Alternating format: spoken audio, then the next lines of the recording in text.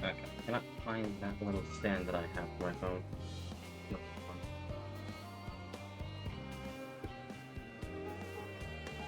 weird.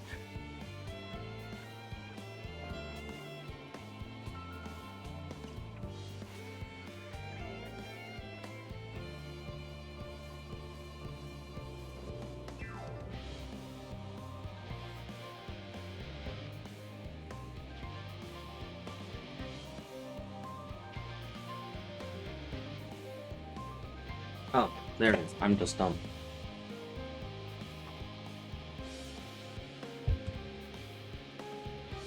Alright. Hello and welcome everyone to my stream. We're gonna continue with Final Fantasy XIV. Last time I said I was gonna disappear and come back with some tea. I did come back.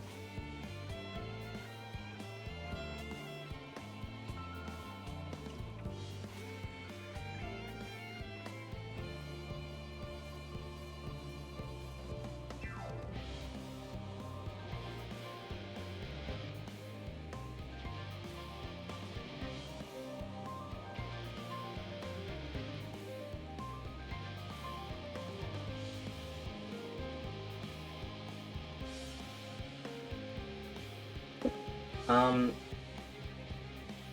brain, work with me. But yes, we are gonna continue with Endwalker. And I did get the tea. I did mention that there was a reward for getting 3 boba teas, and it was a mount.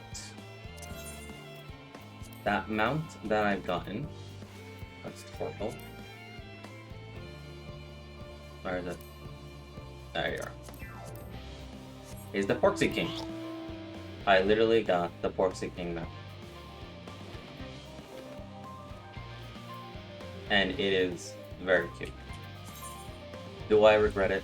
No, because I literally had 3 boba teas with friends, so it wasn't a minus, or it didn't really hurt, but it is very cute.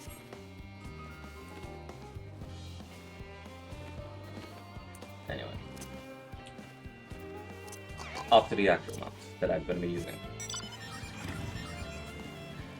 We are going to continue, as I mentioned, we are going to continue with Endwalker.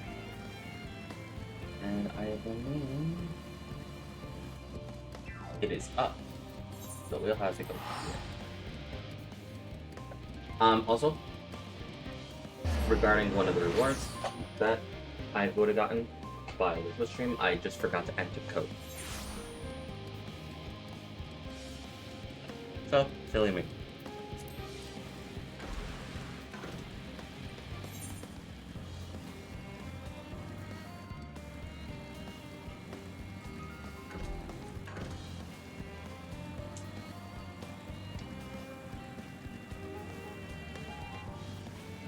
I forgot how I got down there.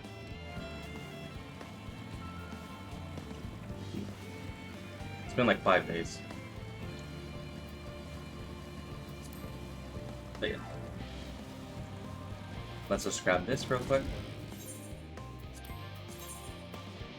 Take all. This is the one of the final, or not the final, the second reward before you get the choco hormone.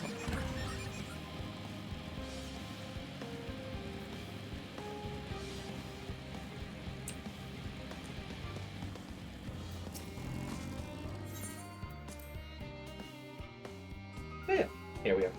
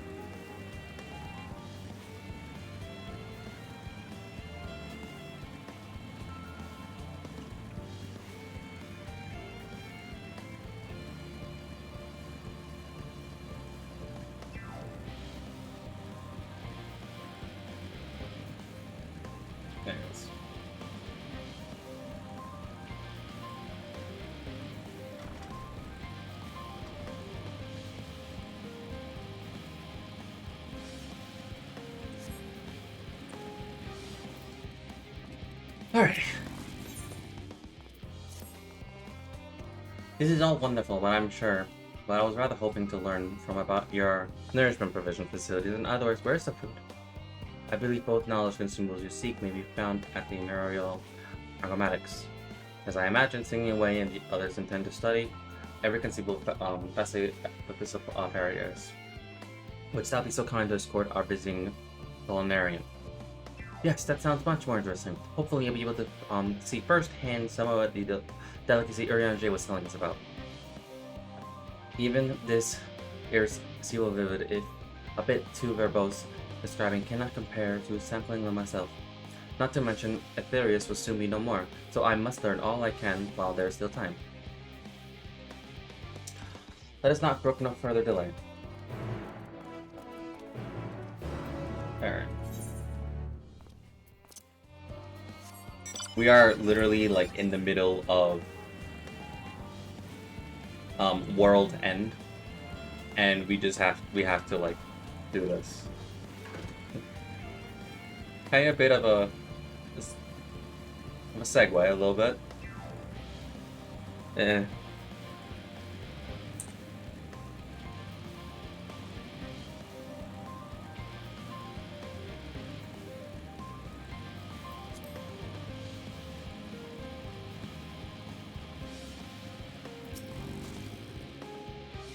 This is the place, yes? The head of Orma must be guiding me, and I've spotted several of the fruit and vegetables featured in the compendium. I'd darnely love to try some, but I've read that those help themselves to the farmer's crop without permission are often caught and put into pies.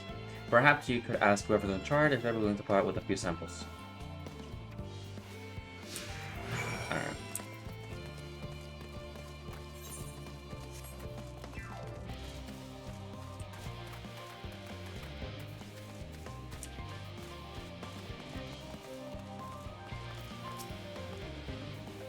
What a fine mess this is.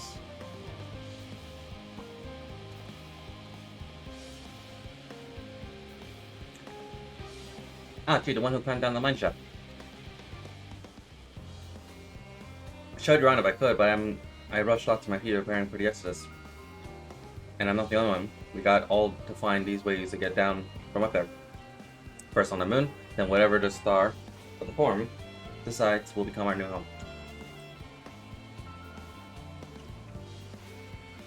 It's also sudden and so unreal. Don't you want to go to the moon? Well, it's better than just waiting for the final days to claim us, but no matter how calmly it is all planned, we'll never be able to take every variety of flora and fauna with us. Even the ones we can take may not survive in their new environment. So many species doomed to extinction. Sorry, that's not what you came to talk about, is it? Not quite. Nothing's quite so dire, I assure you. We really wish to sample a little of your produce, if we may. By all means, help yourself. Much appreciated, good fellow. So, where do we begin?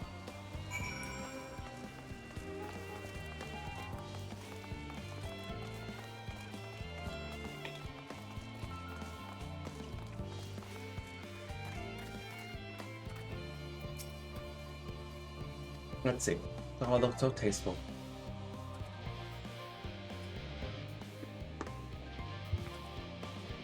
So sweet, so sour. This taste is much more very ripe and like a philosopher's carrot, and yet this texture is entirely different. The contrast between the outer skin and the fruit within is most peculiar, though it's far from unpleasant. Yes, I think I'll try another.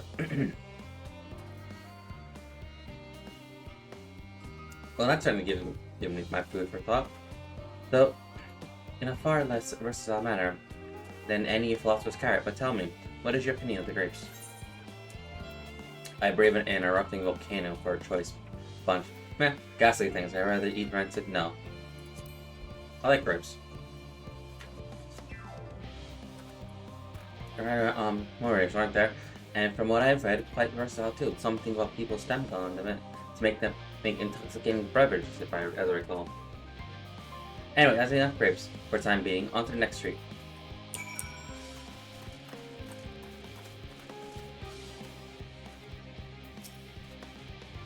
Orange by name, orange by nature. What came first? The color, the fruit, or the color? Who cares? Let's eat.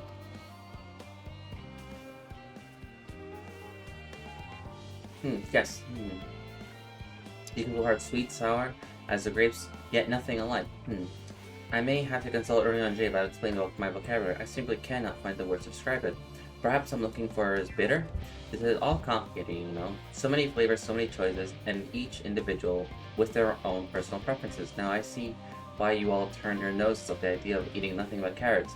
Marvelous, though they all are in under my estimation. Let no one say I said otherwise. But speaking of carrots, I've yet to sample any of the vegetables. Let's see what in the fields over there.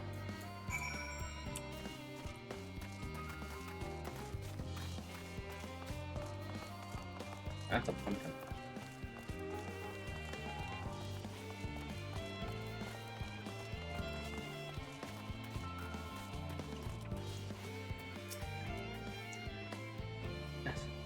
That color, that texture, are they some sort of enormous round carrot?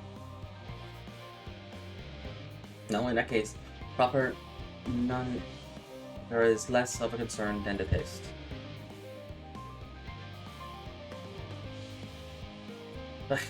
It's so hard and flavorless, I may as well be chewing a piece of wood. But all that confirms it, there's nothing more than misbegotten failures masquerade as the goodly carrots. Stop. Can't you see these are pumpkins? And no with any sense of try eating them raw. You're supposed to cook them first. Do you not find it awful water? Far from it, cooking is a joy unto itself. And that's more. What's more is broadening the range of ingredients, what we may safely eat. But above all else, cooking allows us to draw out the full potential of our produce. Pumpkin stew has been one of my favorite dishes for as long as I can remember. Then perhaps even these hard blocks of plant matter can become as delicious as oranges I sampled. I wonder, though, if there is anything even more delicious. How about yellow fruit over yonder?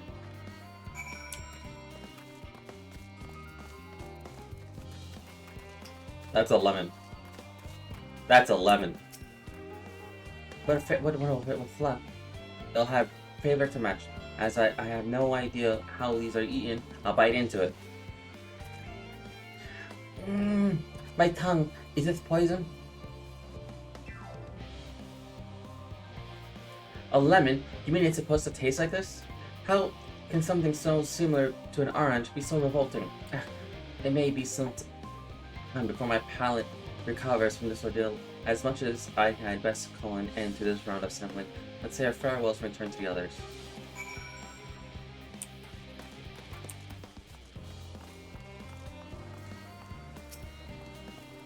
Finish, have you? I trust you found something to your liking. I rather enamored from grapes and oranges, less so with the pumpkin, though I learned the hard way they're not to be eaten raw. Then there were the lemons, the deceiver. I feel so violated. First time, was it? I hate you to leave with a bad taste in your mouth in more ways than one, so I'll give you this lemon muffin I baked. If this doesn't change your opinion, nothing will. More lemon? Have I not suffered enough? Nevertheless, it will be reminiscent to spare this opportunity to a bit of sick from here and learn more of your inscrutable ways. Very well, lemon muffin, do your worst.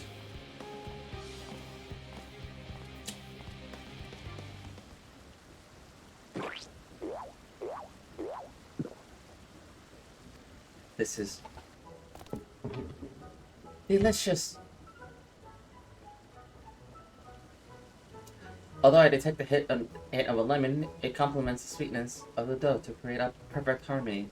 I never would have guessed its vile bitterness could be utilized so elegantly, my good chap. This is simply breathtaking. See? We rarely use lemon in its natural state, but it has a staggering role in all sorts of recipes, and the same is true for many other ingredients. It comes down to making the most of the resources at your disposal, and sometimes that can even be the difference between life and death. I know we won't be able to take every species with us. No doubt the former agonized over what was worth preserving, and what will be condemned to history. Hard choice, but make them we must if we are to survive.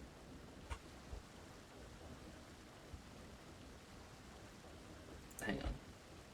Such strength of will. Now I know why Hydaelyn see.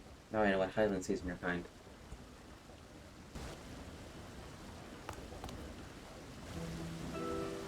Mankind and Lotharites were both born from the communal knowledge of the ancients. They learn all there is to learn about the nature of the sentient life and the fact and the fates of the star themselves.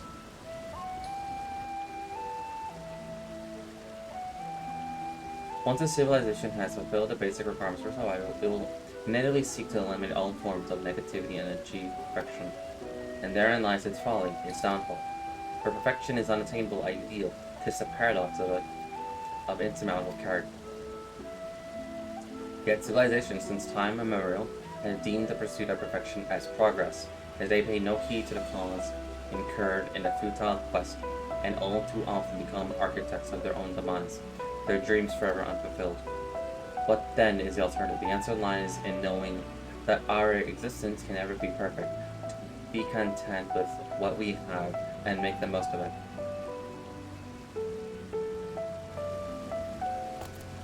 When life gives you lemons, make muffins. Pardon my origin, but what in Semihos are you on about? And who are you anyway? Cooking wait, at your service, I'm here to prepare for the trip to the moon. And once you get there, you'll be able to try my carrots. I've been growing all different kinds. But don't worry, there'll be room for your crops too. We'll work together to preserve as many ethereal species as possible, if you're up to the challenge. Yes, of course, I look forward to it. Well, this has all been highly productive. Probably. Let's go see if Urianger and the others have the run of the machinery to inspect, shall we?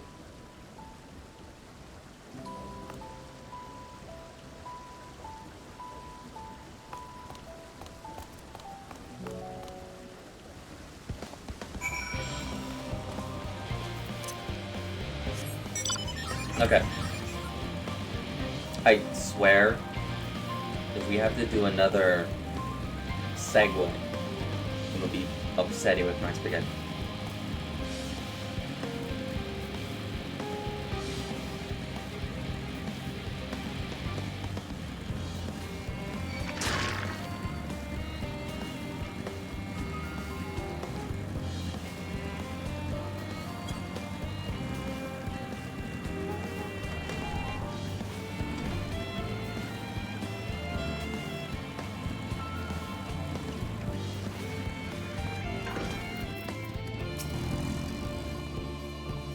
That was the most enlightening, especially the part with the lemon muffin. Actually, I'm wondering, do you know any other places farm named for their cuisine? Mr. Melissa's home to culinary skilled and many less than savory establishments. Bar noodles and noodles.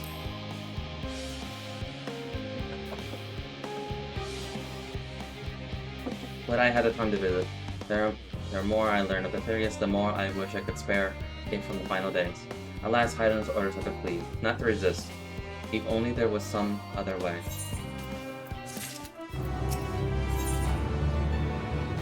There is another way. Alright. I trust thy time at material agronomics did bear fruit. Our own efforts too were rewarded.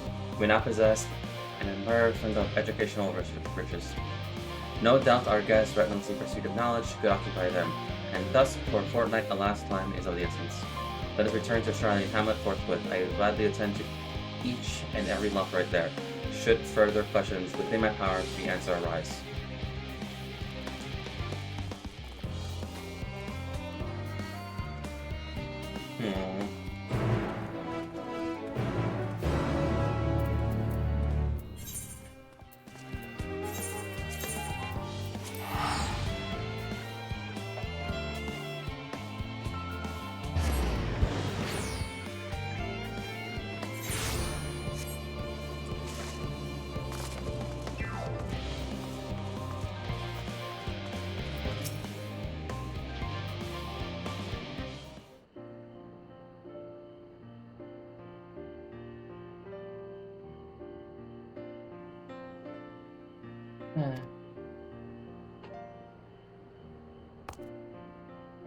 Yes, alrighty. That was indeed my representation of signs are expressed by emotional state. Do you want to know why? Because I saw the reconstruction environment data of Etherea's log extension alpha. That's why. A far so lovely and so leafy. Are all of these your forests like that? Black Shroud is quite leafy indeed, in the place of utmost tranquility. The vibrant alleys, the trees of Dravania stand perfectly proud. You see, you should see the forest of the first. One was purple.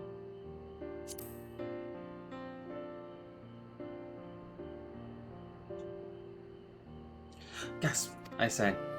With a star so wonderful, it comes no surprise that you're reluctant to leave it behind. I was a fool to think otherwise. I assumed that the moon was something worth being proud of.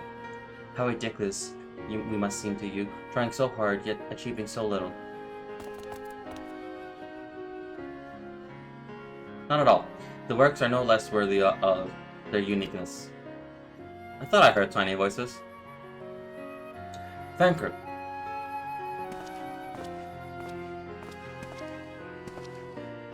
How didst thou fare? Oh, I was able to glean a fair bit of researchers while helping to move their cargo. Preparations have proceeded without interruption here. Despite news of the coming end, we have the forum's leadership to thank for that. That doesn't mean people aren't worried, though. Quite the opposite.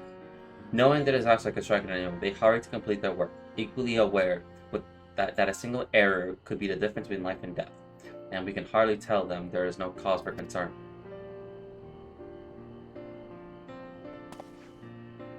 Perhaps not. Thou aid by our goodly growing way, we may yet find other ways to lighten their burden. Me? Be of use to people? I'm honored that you would think of me so capable, but I'm not sure that I'm up to the challenge. Nevertheless, I believe in thee.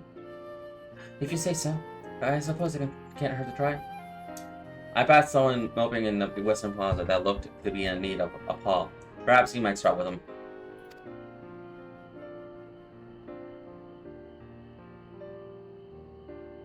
Tis as good as a place as any come.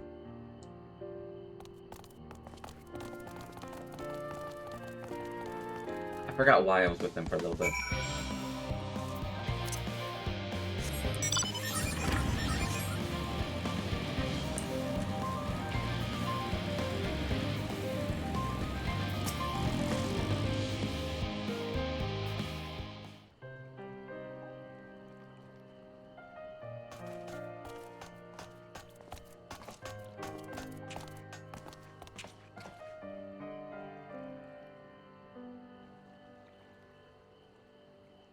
Can I help you?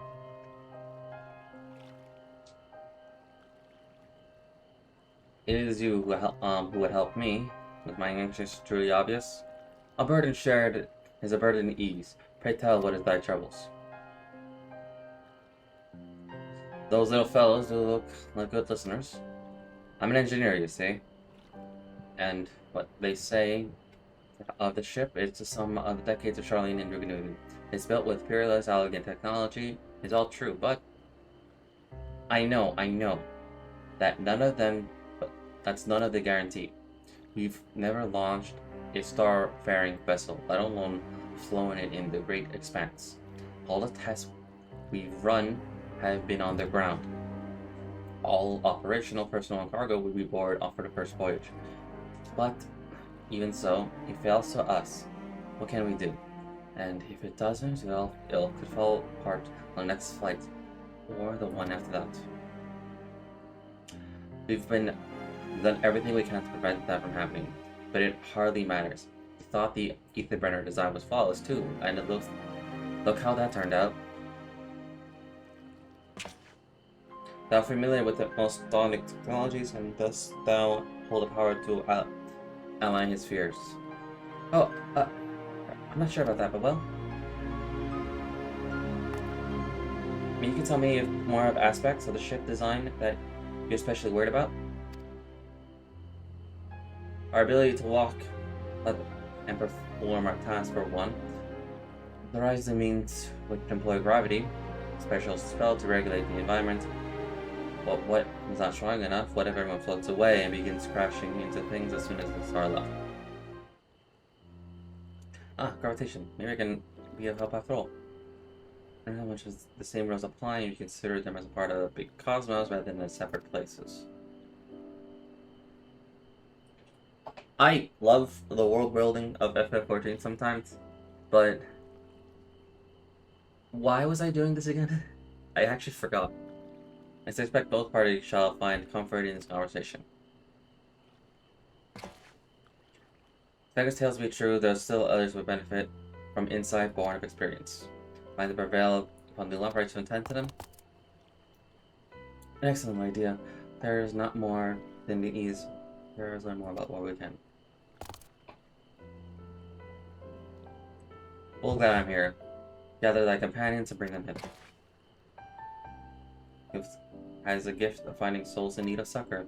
Pray seek them out in distress and inform them that help is at hand. I'll wait here that I might introduce each suitable offerer.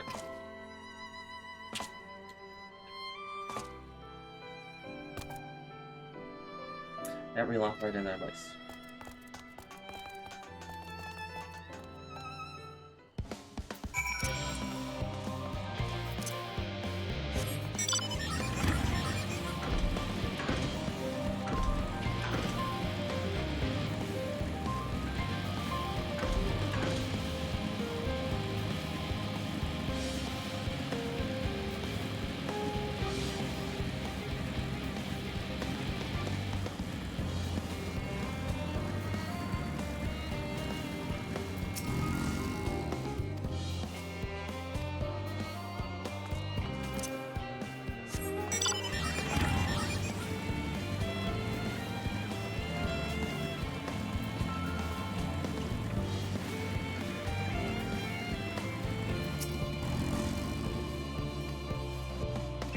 No.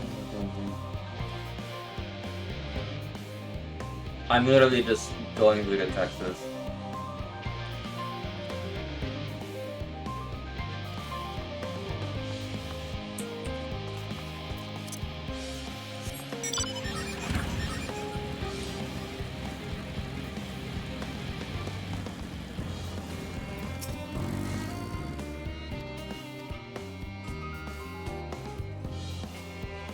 I don't know, I said drilling.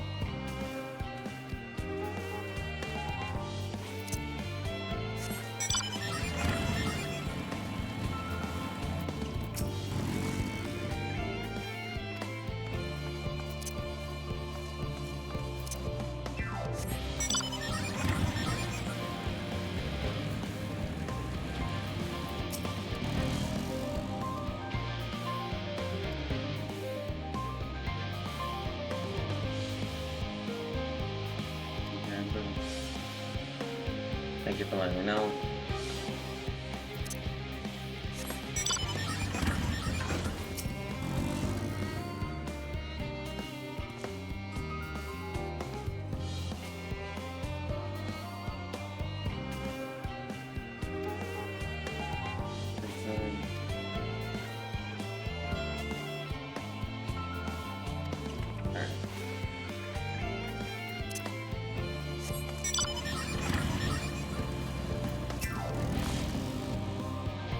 Yes, you given to me.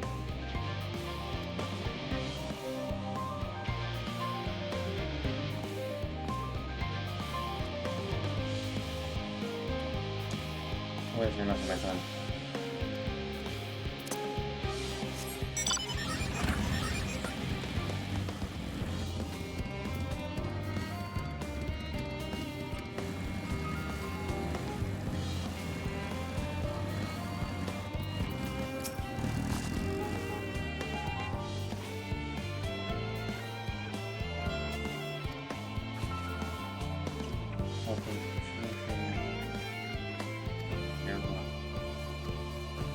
This is doing better than you are. Yes.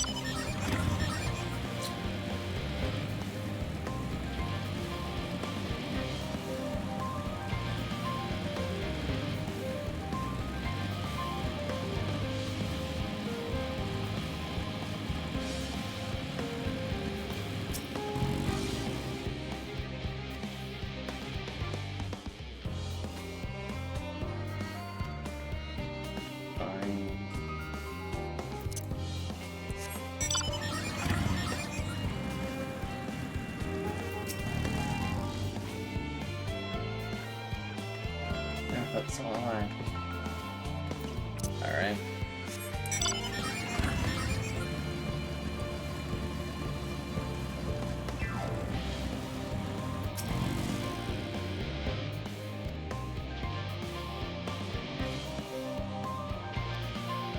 Hmm.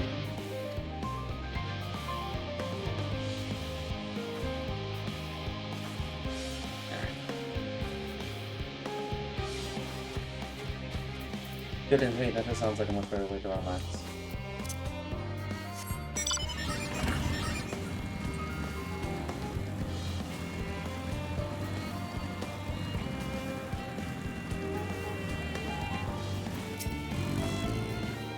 Hey, engineer. Seems to be coping well.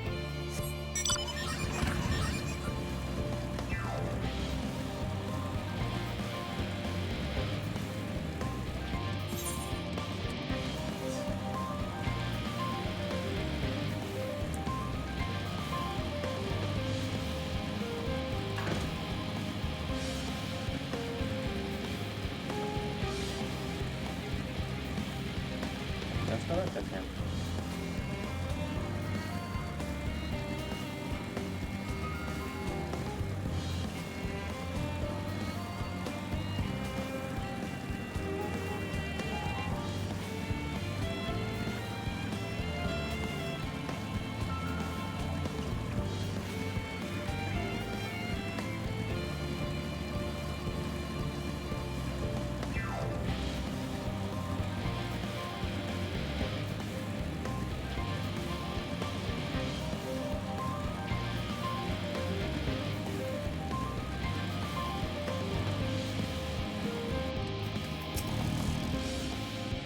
Where's I'm fine, thank you. I've been confiding my colleagues.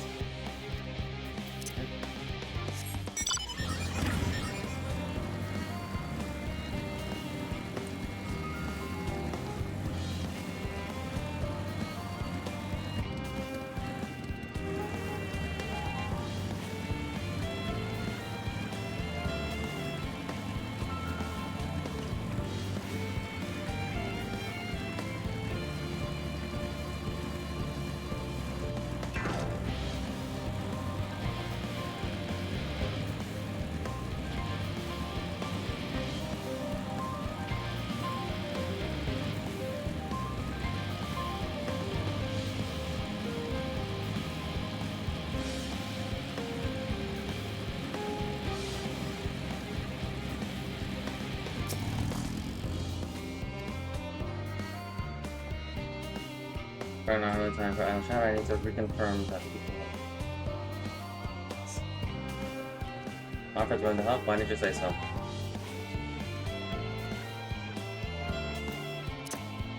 One more!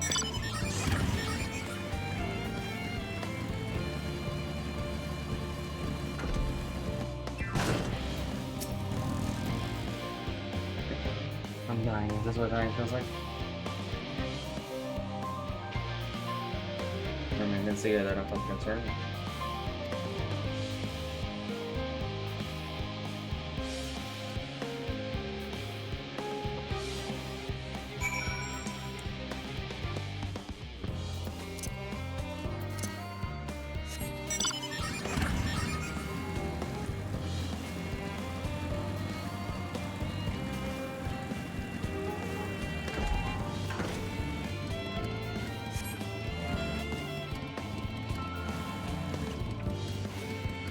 Huh.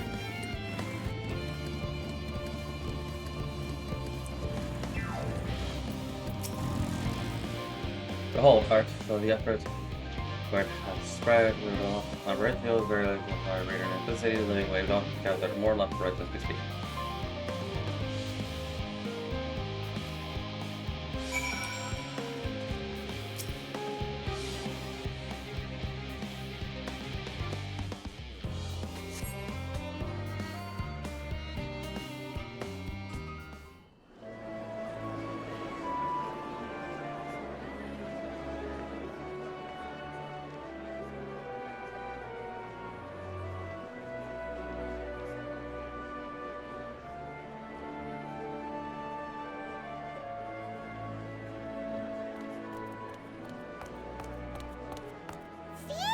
Oh, thank God. Oh, finally some rest.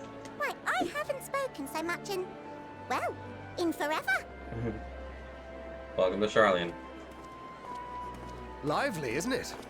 The town is abuzz. Everyone eager to meet with our friends from the moon.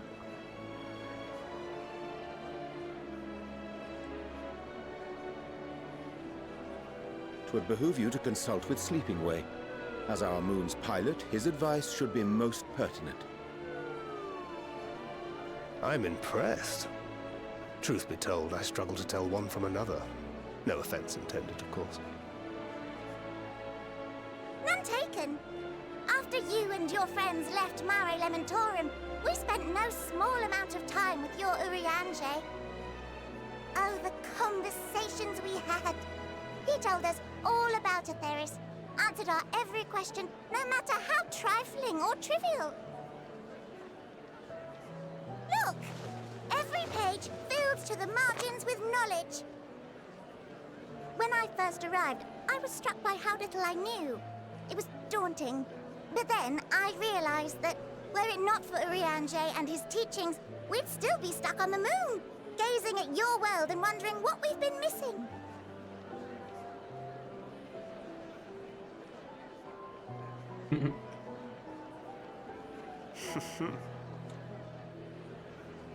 What would they think if they could see Urianger now?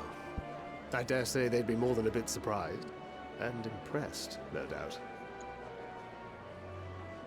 Master Louisoix, Minfilia, Papalimo, and not to forget.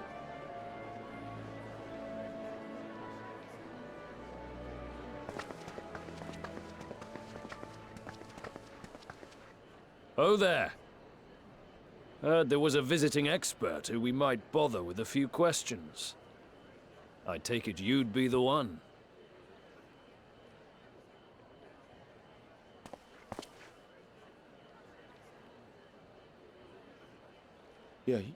Yes, I am.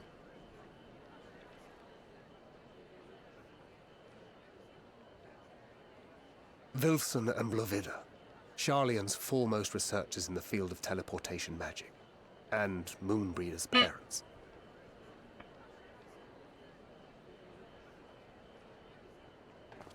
It hath been some time.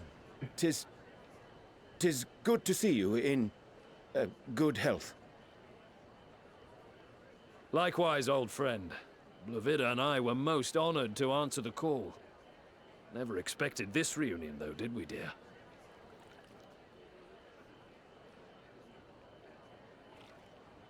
I'll say, the nerve. Sending that letter, then running off to the gods know where.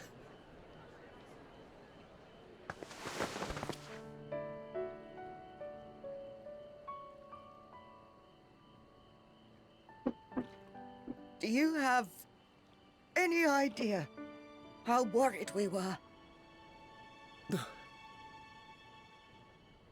I'm sorry. 'Twas remiss of me not to deliver the news in person. No, more than that. 'Twas I who... Our daughter was disillusioned after Master Louisoix left her behind. The day the Scions called upon her was the happiest I'd seen her in years. She made her every choice of her own free will. No one could have ever forced her to do otherwise. Don't blame yourself for her death. Celebrate her life. You know that's what she'd want. Oh. If there is one thing we resent you for, it was that we could not be there to mourn her with you. Reading the words you penned in that shaky hand, we must have cried as much for you as we did for her. Ow.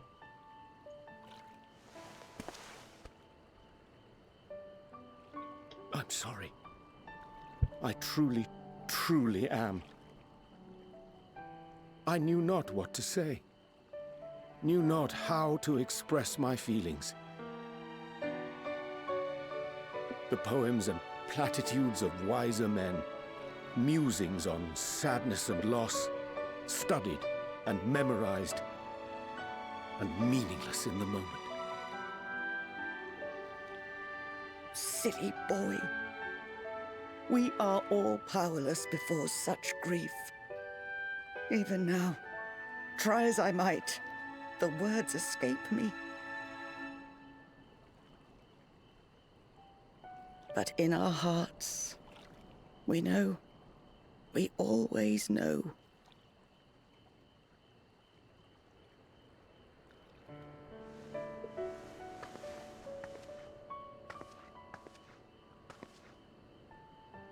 I remember when you were young, how the lads teased you for choosing the company of books over others. Our moon didn't take kindly to that.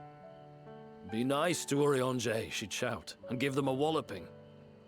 No matter how many times we scolded her. So we offered a suggestion. Rather than starting fights, why don't you be the bridge between Urianger and the others? She had to mull it over for a while, arms crossed, brow furrowed in intense thought. But from that day on, she never let you be alone. She'd drag you outside to play, pepper you with endless questions, read the same books you read, all to try and understand you that much better. I'm sure it was annoying and exhausting at the time, but she only ever had the best of intentions. And look at you now, at the center of the crowd. The reason there even is a crowd, having brought these people together. You've no idea how proud we are. To see the boy, our daughter, trusted and believed in more than anyone, grow into the man she always knew he could be. I can see her in you too. Feel her. She walks with you wheresoever you go. So thank you, Urianger, for being who you are.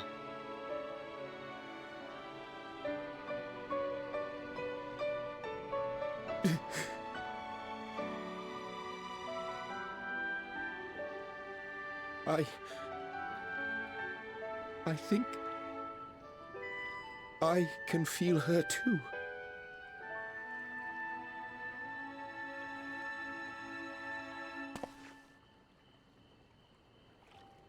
The truth of her life. Not sorrow, but hope and love.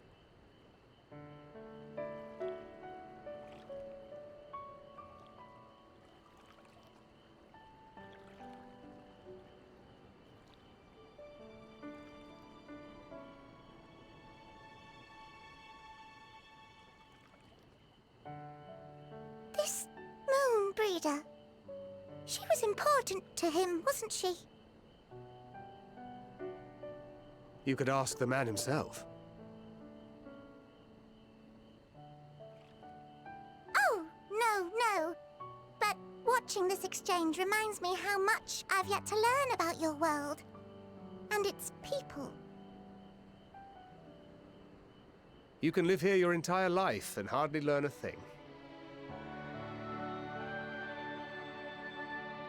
And that's why it's too soon for this to end.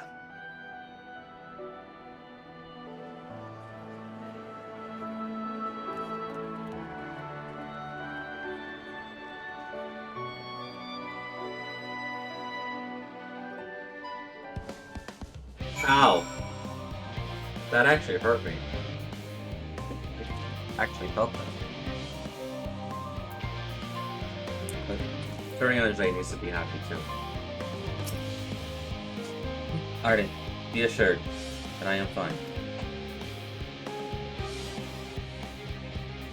I was a little glad to see, too, after so glad that still was your company, as difficult as this at their highness could be far from hard when I face alone. I'm talking about that. Thanks for the silence, girl. Thank you for caring for my daughter. The time she spent with you was only too short. then I know she would proud that you as her comrades. Oriana's too, I'm sure. And I certainly feel better for knowing he was good friends. He has good friends to look after him. See that he comes home from time to time, will you? The classical Rodigan language isn't so different from yours, and do you ever wonder why we named our daughter Moon's Bride? When I first held her, the moon was shining silver and full. The whole world seemed to aglow, and I knew it had chosen her, that she would be the beacon of the self-same light. Of course, she later shared her jokes and about how he ought to have gone for sun instead, and how bright and stubborn she was. But the fiery as my moon Rita was, she was fully kind and gentle. Never escaping the pain, only pain. Always pain. Yeah?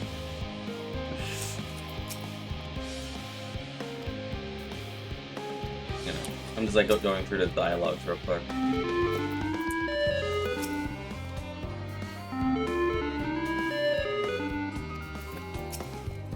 Don't you dare.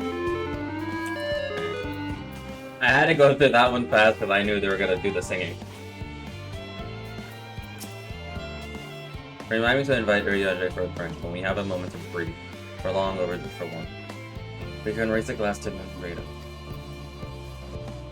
I need a drink as well. Let me get on that.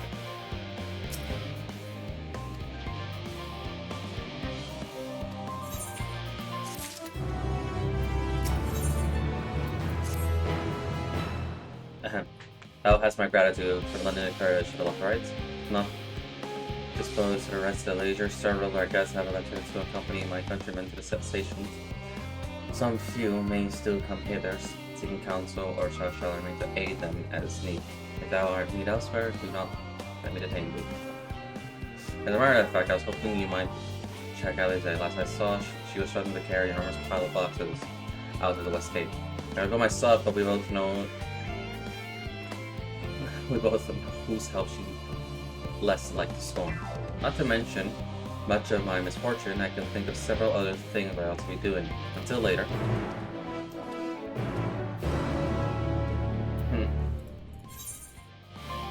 One, two. Alright.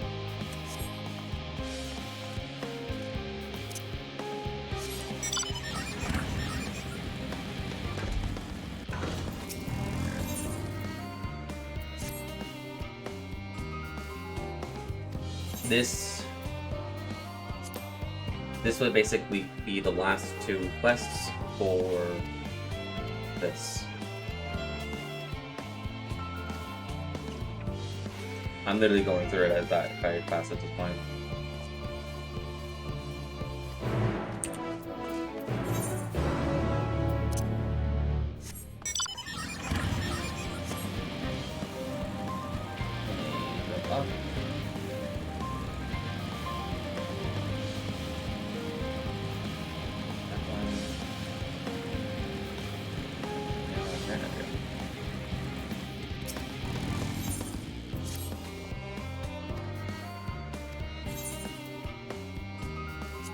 Another world.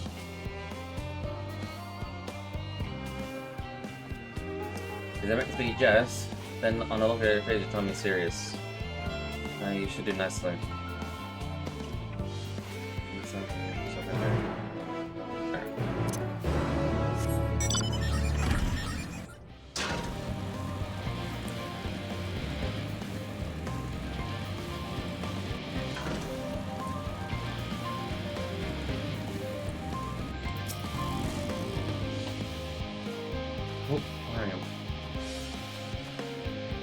Literally playing tag. Okay.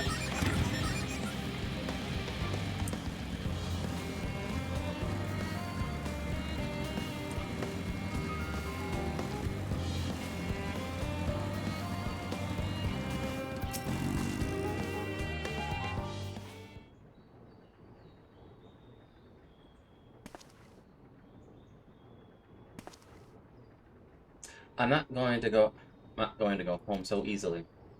You probably Don't believe me, but I've noticed that all is not right in the Brithios. I can decide what to believe on my own, thank you. Why don't you try telling me first?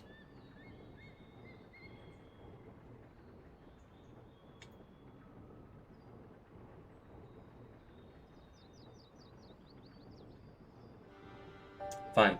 I shall tell you what I've seen. The colors of the artificial lights here changed recently. I'm sure most people haven't noticed, but when you spend your whole life here, the difference is like night and day. Even so, no one will take me seriously when I bring it up, all because of my age. Got into a big fight with father about it. But Labyrinthos is in danger. Who knows what would happen if the artificial sun broke. That's why I can't go home just yet. I need to go to the bottom of this first. Although I'm scared to venture on my own, they say there's countless monsters out there. I don't suppose you want to come with me? I can pay you. It's not much. I could get some pocket money from my parents. You don't need to pay me.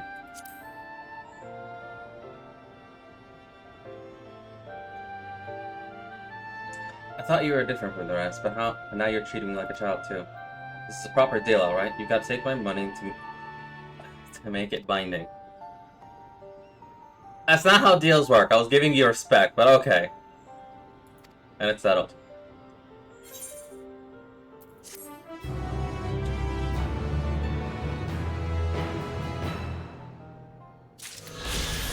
Let's smack him.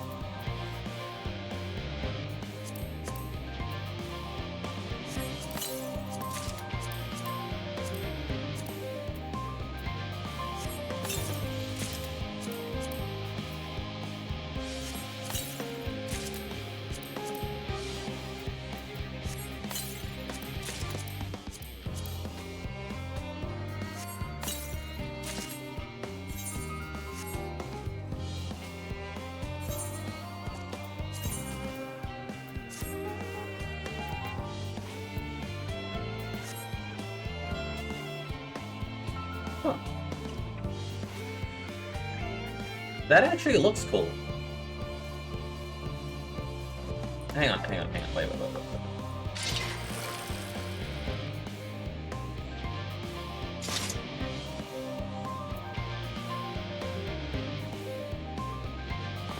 I might keep this. I might just keep this one.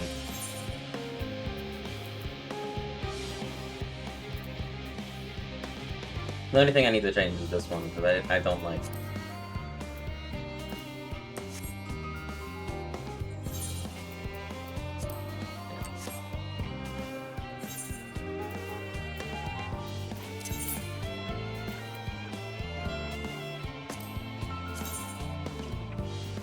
Yeah, I didn't like that one.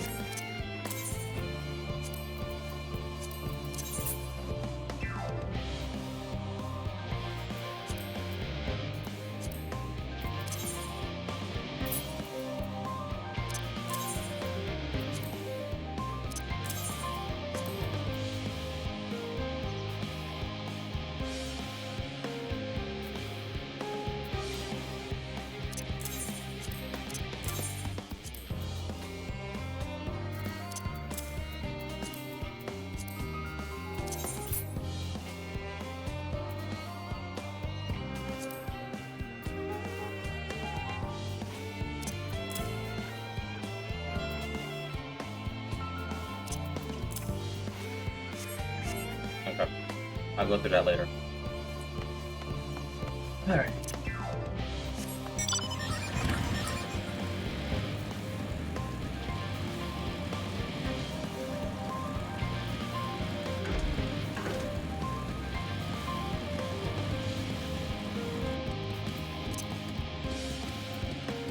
Actually, I have an idea.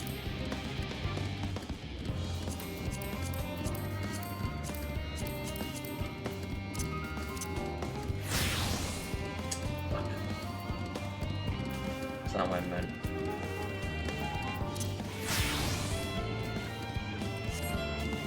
Alright. I'm trying to do it without using my glam plates. spell. That one says. That one says.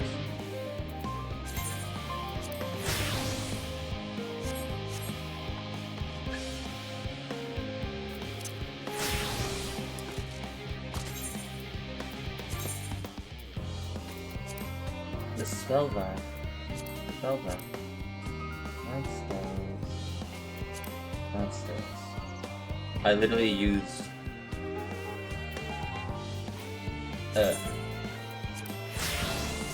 There.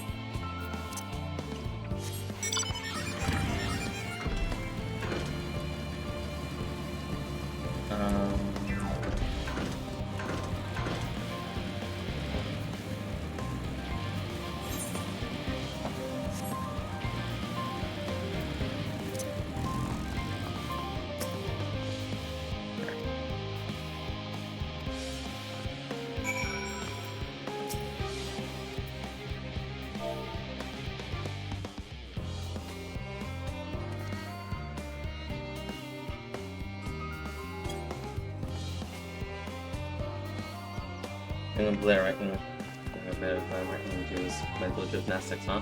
Yeah. Yeah.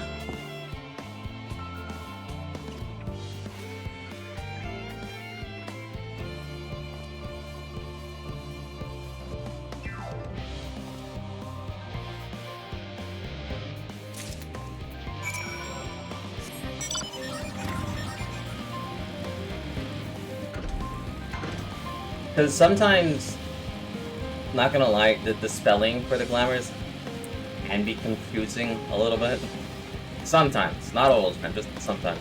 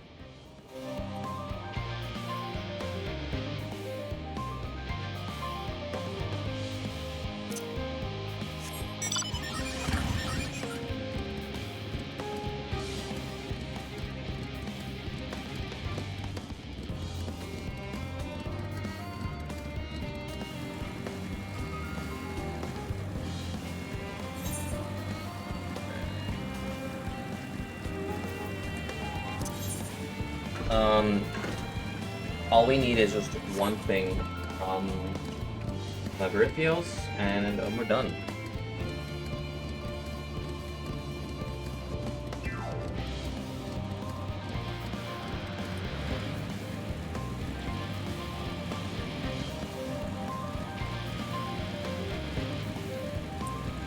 And then we can fly in and Labyrinthos, and I can use my car properly. Alright, I was trying to jump over that.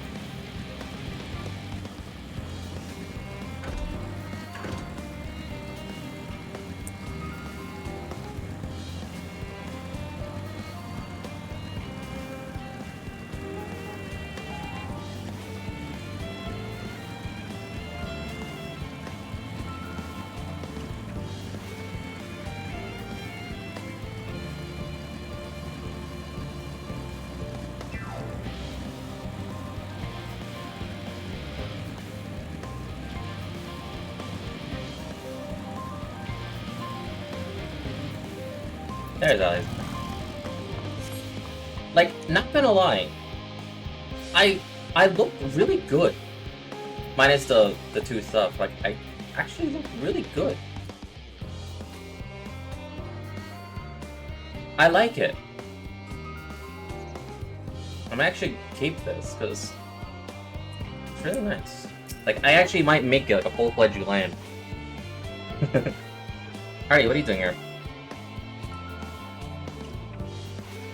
No, I don't mind if you want to help with the boxes, but it's far from most exciting of the tasks. Are you sure? Well, I appreciate this. I heard that squeal. we need to get this set for you. Time is short, but they're full of organic specimens and speed samples, so try not to be too rough with them. Alfina should be waiting for us when we arrive. See you there. Yeah, there's like, I heard a squeal in this.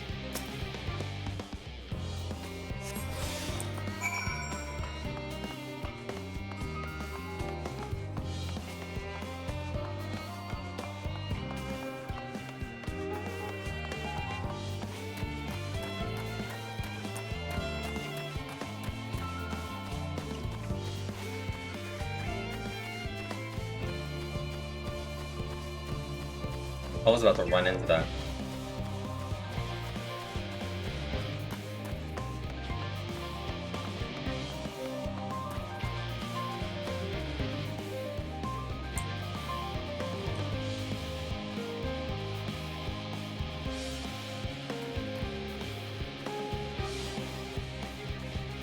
But yeah, we can get back on the path now.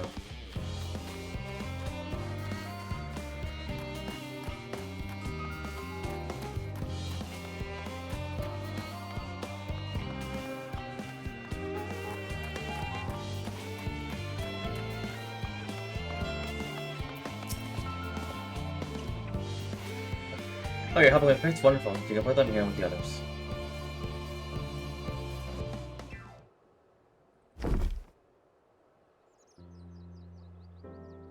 You have my gratitude.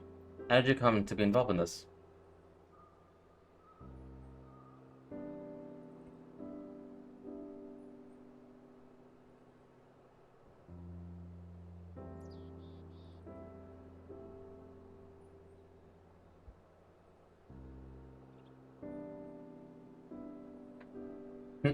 Then I suppose I have Thinker to thank as well.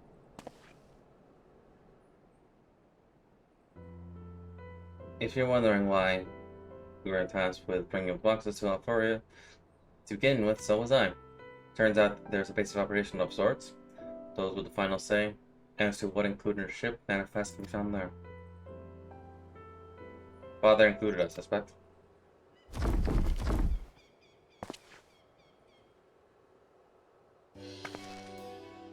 That should be everything. You carried all of that at once. Are you trying to injure yourself? Oh, hush. They're lighter than it looks. And not everyone has your delicate arms. I suppose we should let someone know that we're finished. Falconer's in the courtyard. We can report to him. Why don't you come cowering up? Come along.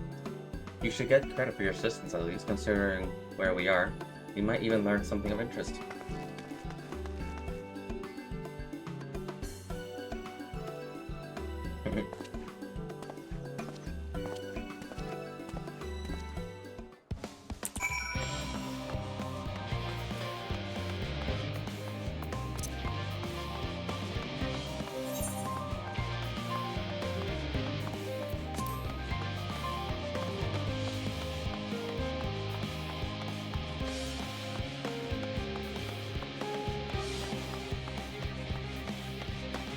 Theo Holden. There we go. Theo Holden. That, I said that, but then Theo Holden. Gods and never ends. What can I do for you? We brought the sample from Charlene Hammond. Series 110. The crates are by the entrance. Ah, thank you. I had expected one of my colleagues, but we are dreadfully short-handed. Just a moment. You're Fortuno's children, are you not? Alpha and Ellen is I like your servers. You're well acquainted with father, I take it. Quite. We've been friends with their parents since our days at the studium. I remember when you were yay high, waddling hither and thither. Clearly, it's been quite some time since we've met. It's good to see you again.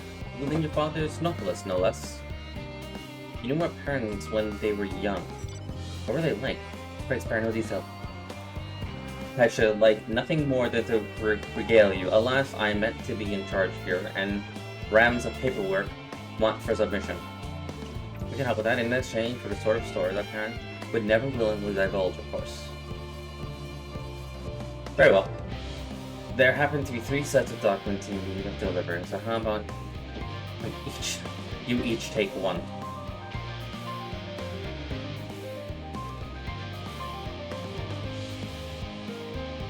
Wait, right there.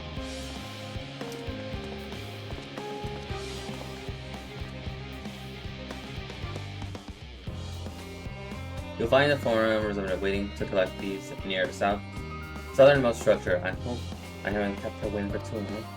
Never mind after now, as I am certain they'll be back soon enough.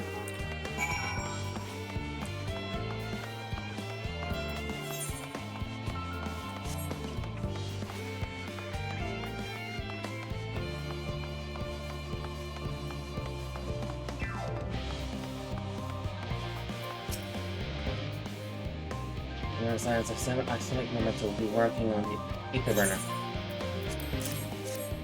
We are doing everything. That way, so you guys can assist us. Neil's paperwork. I was beginning to worry he had misplaced his quill. I appreciate your help in seeing these documents to my hand, at least. As for your other task, praying keep is between us, but I sincerely hope you science succeed. The Exodus is without a doubt the utmost monumental undertaking in history to perform, so we must be uncertain in all respective. Risk is privilege we cannot afford ourselves. At its heart, however, Charlene has never been a nation of curious. It would be tragedy indeed if we once was aligned in their pursuit of truth.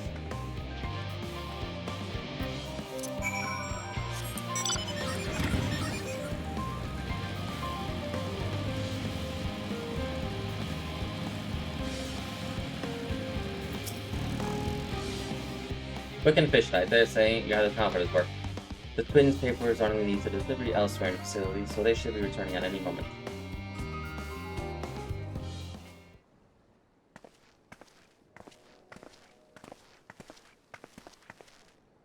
We return. With not a scrap of paper remaining on our persons, you will note.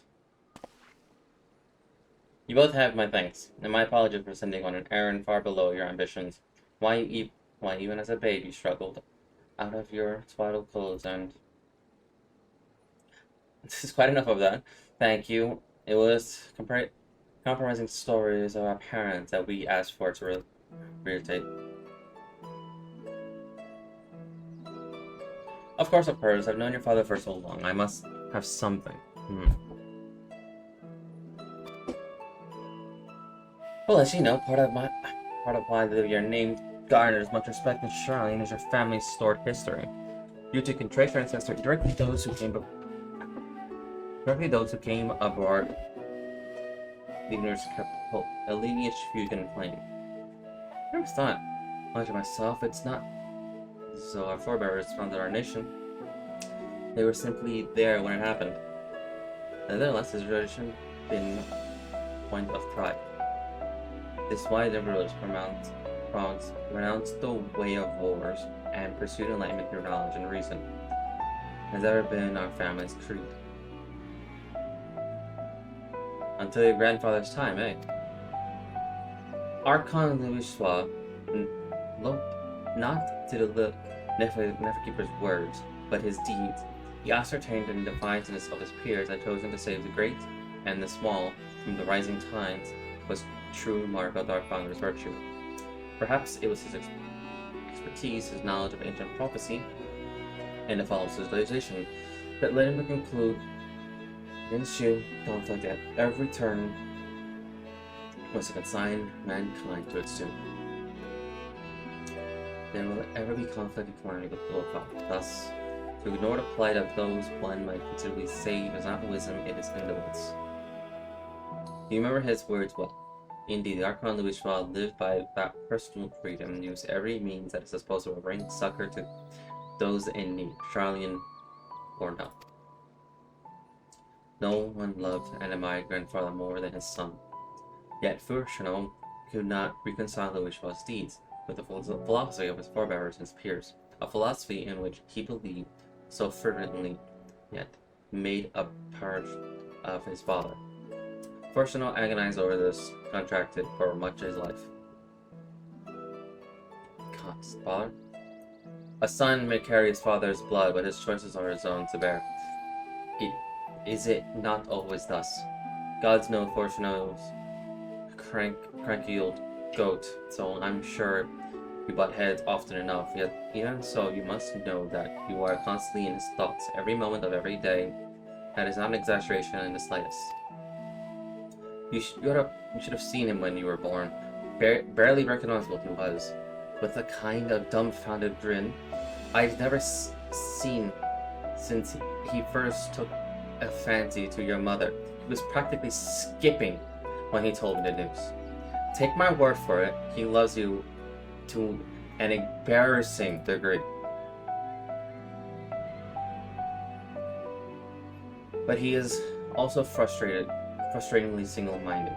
Once he's decided that a given action is for the best, he will stay the course no matter who or what opposes him. Profoundly annoying habit when you're on the other end of it, as I'm sure you'll agree.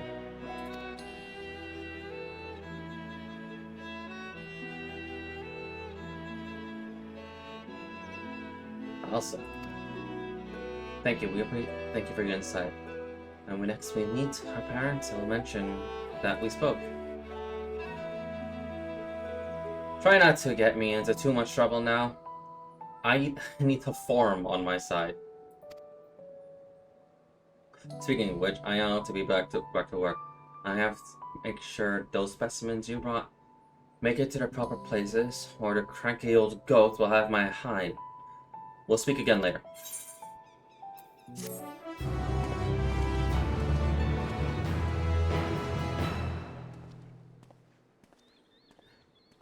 Hail, you three.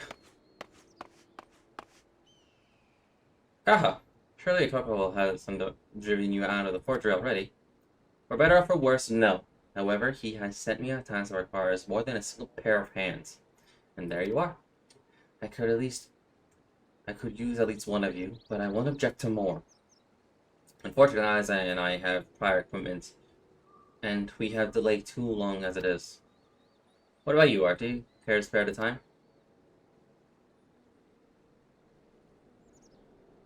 Perfect. This shouldn't take too long.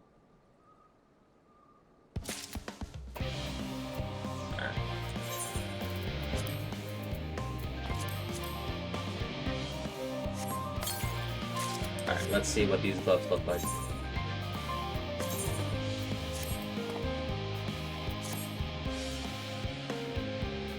Huh. Not bad, actually.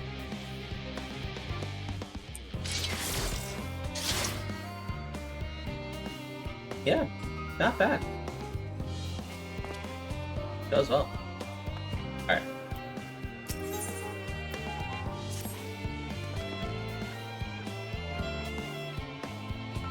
In the event that I quote, promise heat of the adamant falls right out of the blue sky and onto my lap, Master Coco wishes to be ready to put the imperial hammer to the anvil at a moment's notice. To fabricate these parts, however, he needs the flames and Coco's forward to burn hotter. He sent me to increase the amount of ether being funneled to his furnace. The flow of fire with ether in Lambritios is regulated by an elemental reactor south of here, to which I have borrowed the key.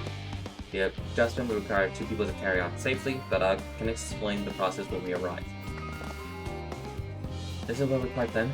We'll see you in Charlene Hamlet once the adamant arrives, if not before. This way then.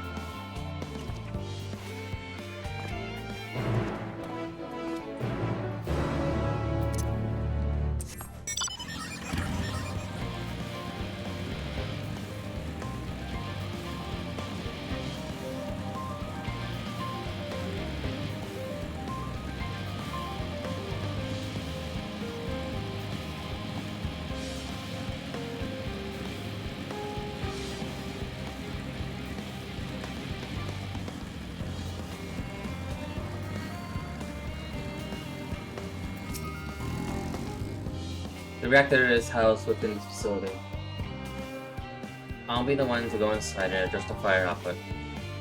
When I do, a rather large amount of water aspect of ether will ensue from the vent at the top. I expect this to attract at least a few elementals, which we would both rather not be drawn into the reactor itself.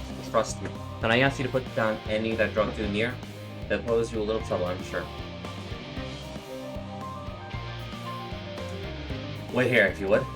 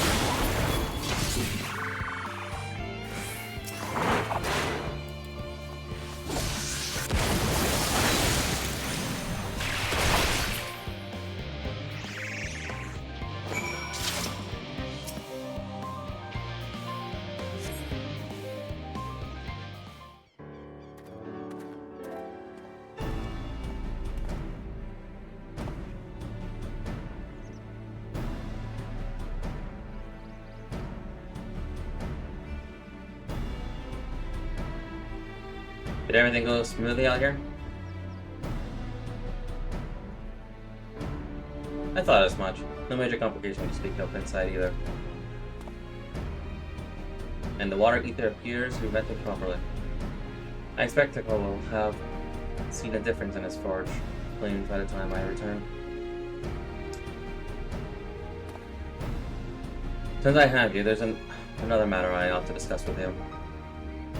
Nothing terribly important, merely something I've been considering. Part of this I share with everyone, yet you, and only you, have been to Elpis. As we have established, refined adamantite is a product of Alec, of the Empire's twilight years, in fact. It is a material which saw much use, part of the Allegan's effort to extend beyond bounds of the world, downward, of course, being the most prominent.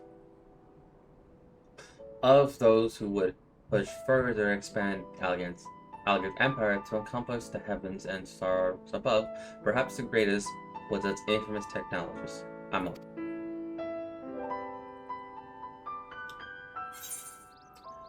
Amel wanted to travel the Sea of Stars. Did he remember his life as Hermes?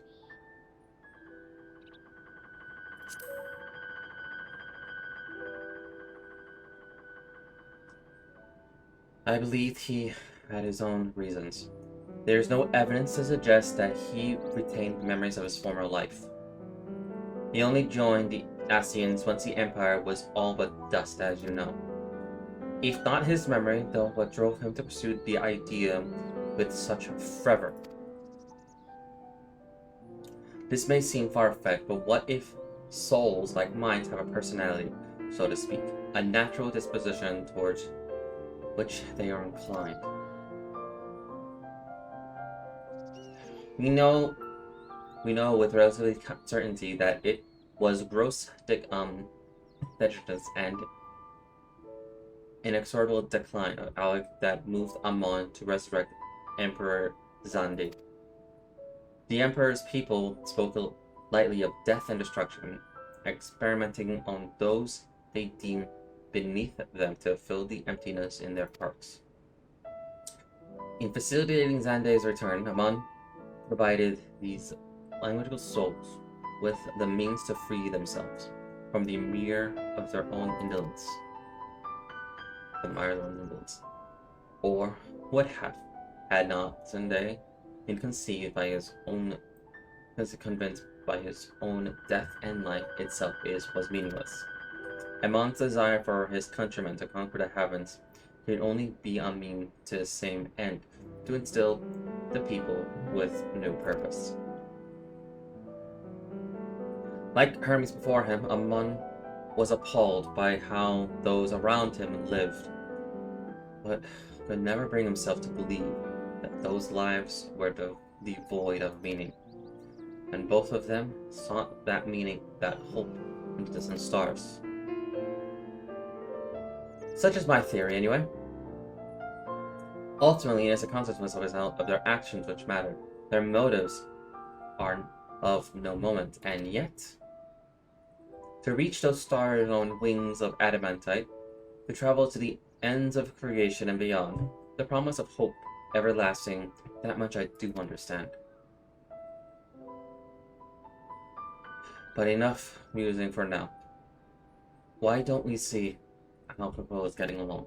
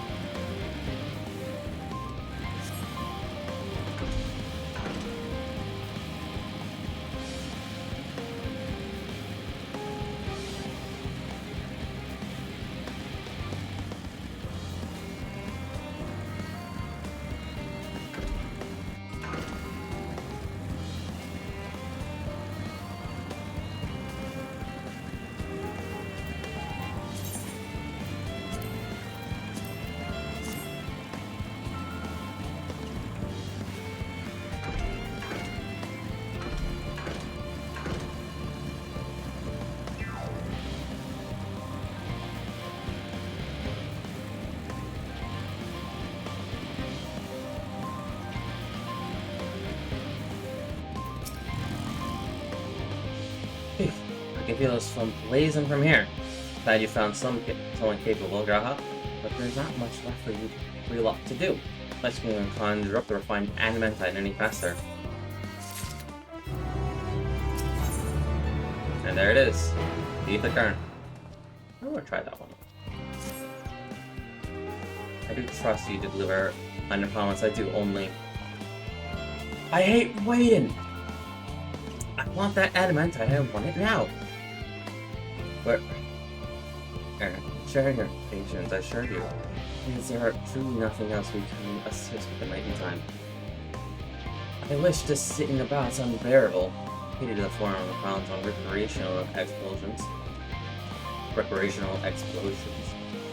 But so long as they can't prove that was detrimental, okay, you're gone. I've mistakes to make. In that case, I suppose I should go and return to the Cape reactor. I'll have one more look to make sure there's nothing was wrong, unintentionally or otherwise. I'm certain there are better uses for your time, however. I will join you in trying time with another.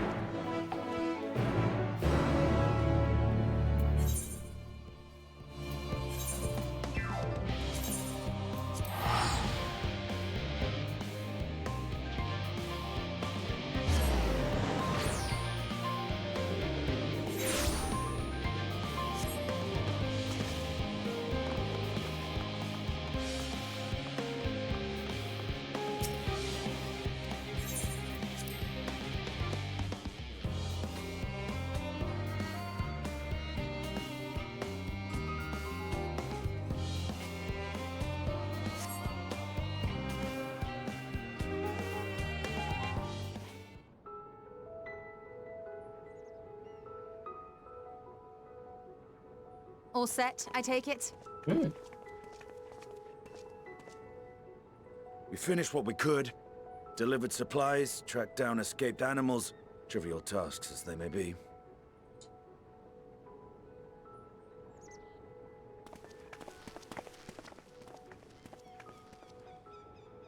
That's enough, don't you think? If there was anything more important still undone, that would be a problem in itself. The vessel is essentially ready for departure. All that remains is to load the final batch of supplies and see everyone on board.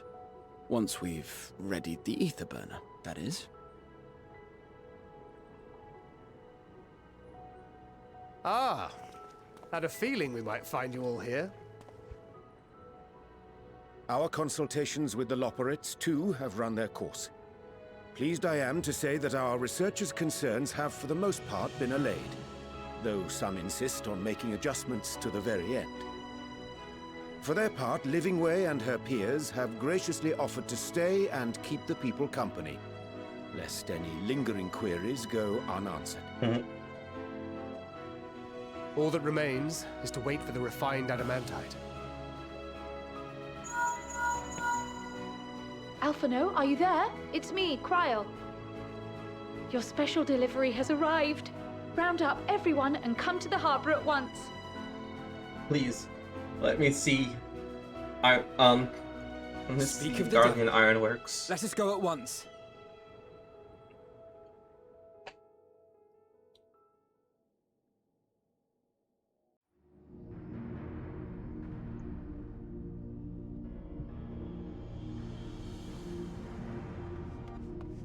Forgive the intrusion, Master Fortuner. I bring urgent news. A great commotion has broken out in Scholar's Harbor. Your presence is requested, with all speed. Why?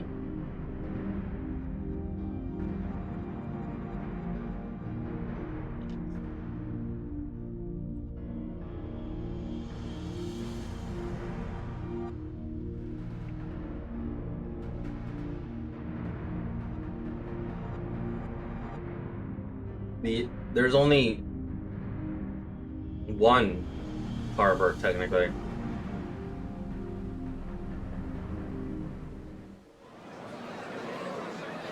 Now, where might this delivery be?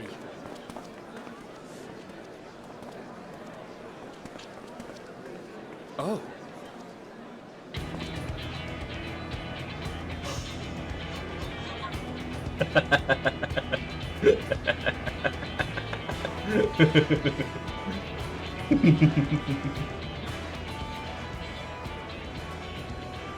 I'm sure it's very important, but we cannot accept these without the proper permits. By the 12! Surely, these can't all be.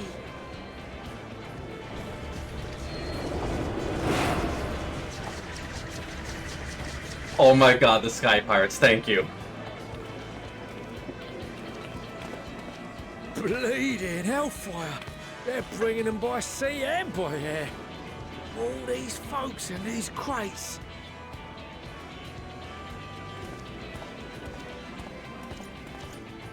And more on the way.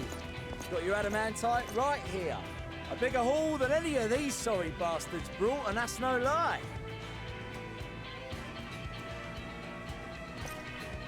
Yes, because you were charged with seeing the shipments from Gridania and Uldar here, along with your own. Give credit where credit is due. Sounds like the sorry whinging of a sore loser. An hypocrite to boot. Ain't no way a scrawny whelp like you took a dozen steps inside a Dalamon shard. I'll have you know I went all the way to the entrance. Furthermore, 'twas my contacts that enabled us to enlist the cooperation of the Sky Pirates. Left you outside so you wouldn't get anyone killed, did they?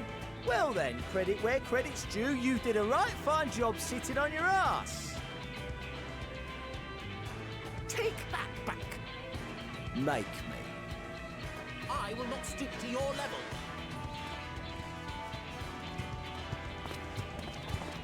My, what a grand welcome party. Hancock and Soroban. Soroban. We come bearing relics both sacred and elegant, Wait, as well as a few other gifts that may be of help, to be presented with best wishes from the Eastern Alliance.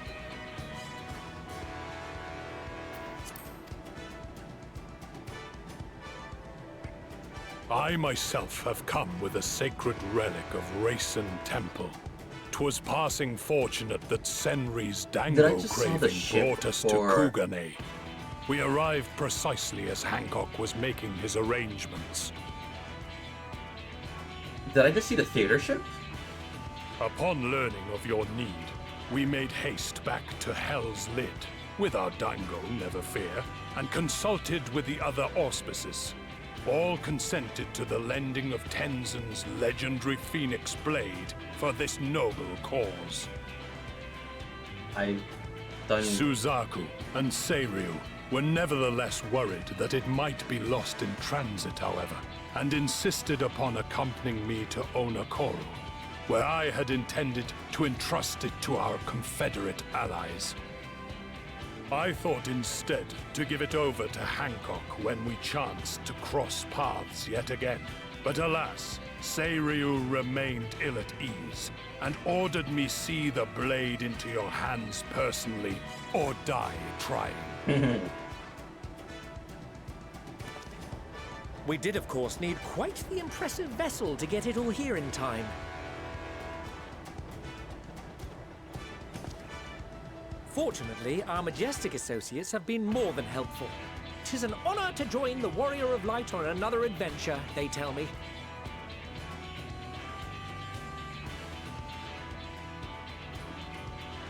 That is all wonderful to hear, but what of the extraordinary cost?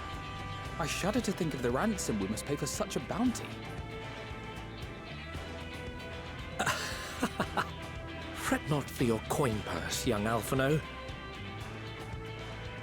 Lord Lolorito looks ever towards the profits of the future, and thus the East Aldenard Trading Company went to some lengths to reduce the financial liability.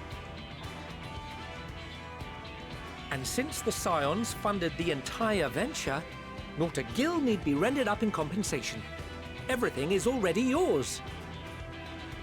Oh my god, thank you. We funded the venture? When? Don't let the name fool you. This coin keeper knows a thing or two about spending.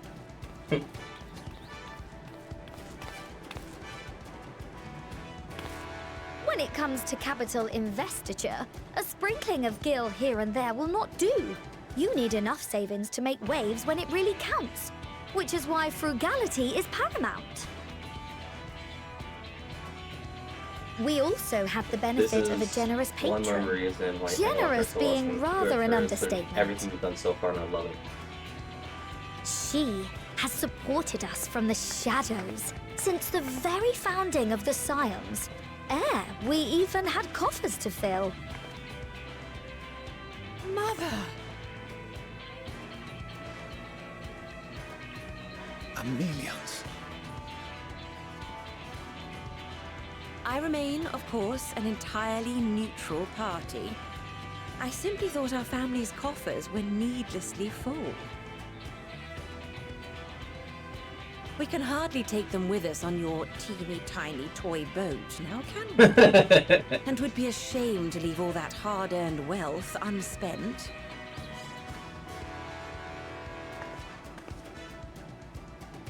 Waste not.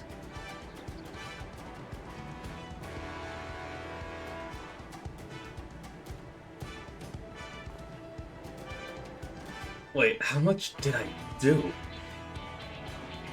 However did you manage so much in so short a time, though? We expected word to reach only a fraction of our allies. Did I not tell you I have my ways? Erenville, you were involved too. I received a letter from Cryo after we parted ways in Labyrinthos. She explained what the Scions were trying to accomplish, and why you might soon require the services of the Gleaners, spread across the world as we are. I pray you do not interpret this as a betrayal of Charlotte. I accept that the Forum's aim in pushing us to our limits was to preserve what knowledge we have, and I bear you no ill will for it. Yet, in collecting that knowledge, what I came to appreciate most about our star is that there remains so much we do not know. That is why I chose to help the Scions, to combat the obliteration of those countless, undiscovered wonders. I held no illusions that they would be less demanding taskmasters. Though, rest assured, if I had, I would have been sorely disappointed.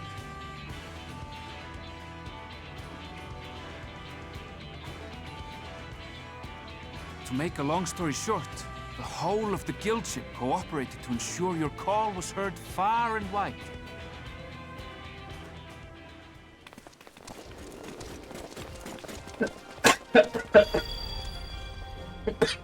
What's this about a ship that can fly to the moon? And why didn't you mention it sooner? The one time you don't beg my aid, your problem's a bloody ship that can fly to the moon. Sid, you brought the team. Sid brought the team. Of course. Garland Ironworks' finest. You need only point us towards my new favorite ship. Oh, I nearly forgot. We stopped by Whirlid before coming here and picked up a package from Gaius. He's still of the mind that actions make for better penance than words, contrite or otherwise, so we offer none of the latter.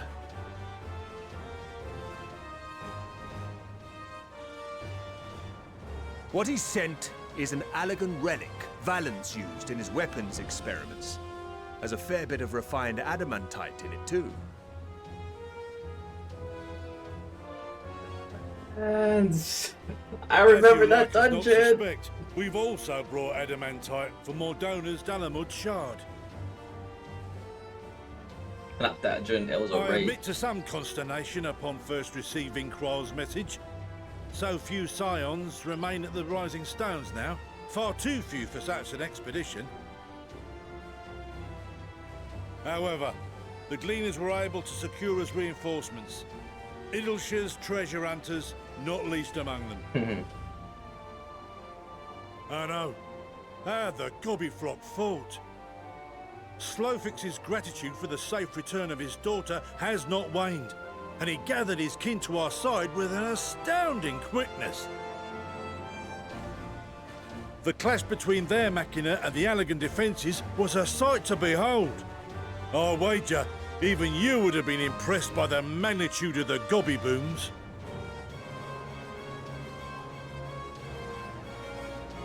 Fascinating as all this is, I fail to see how it explains your presence here. Does Razat-Han not have more pressing concerns?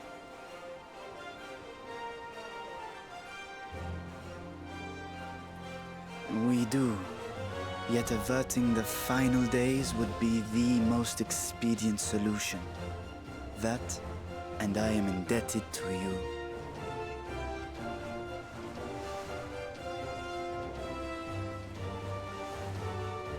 Though they chose to take their leave of Thavnair, those you saved in Galimund remain my people. My gratitude is beyond words. 'Tis appropriate that I aid you in kind. If in the doing we bring salvation to others of this star, so much the better. You will recall that I spoke of my father, Midgard Sommer, and his journey across the great expanse.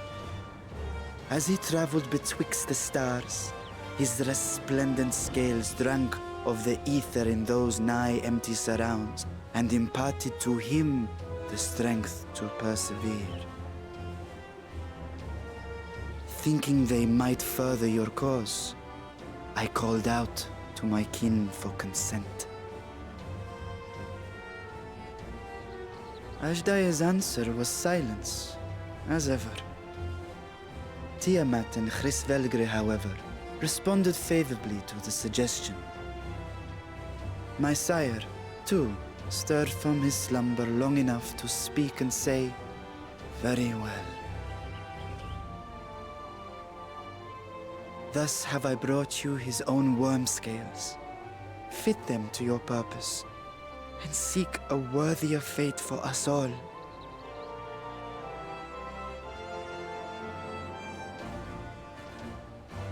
You'd be hard-pressed to find someone else so familiar with the unique properties of dragon scales. So I invited myself in.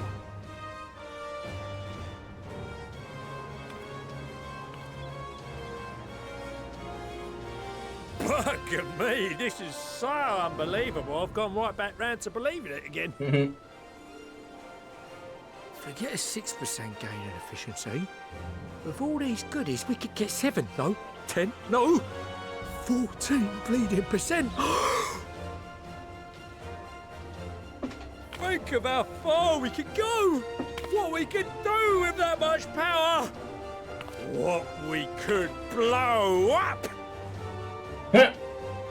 Say that. If Kokol is duly convinced, then it must be true. In which case, the Scion's end of the bargain has been fulfilled. Would you not agree?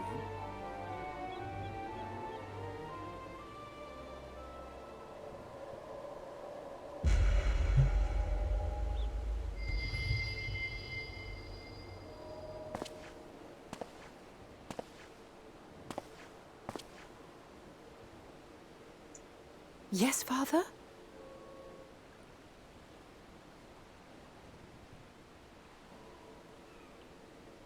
I know not what you seek of Hydaelyn, nor for what purpose you would take command of our ship.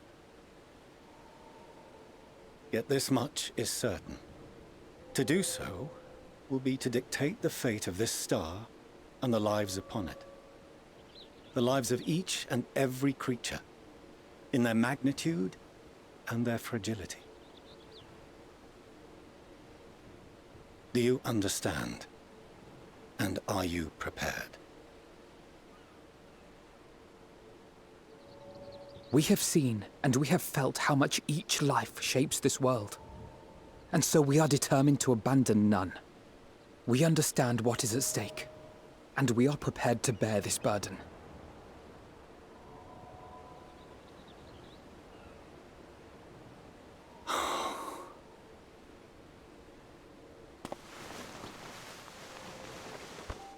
Then I will bear it with you. I beg you, share your struggles with me. As family.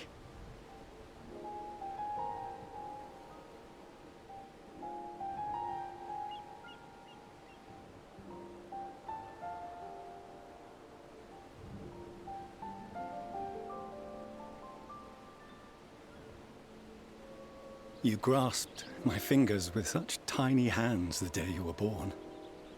I thought my heart might burst. 'Twas love and happiness beyond expression. Overwhelming, and a conviction so powerful that I trembled with something close to rage. I had heard the final days foretold. I swore to myself then and there that I would not let them steal your futures.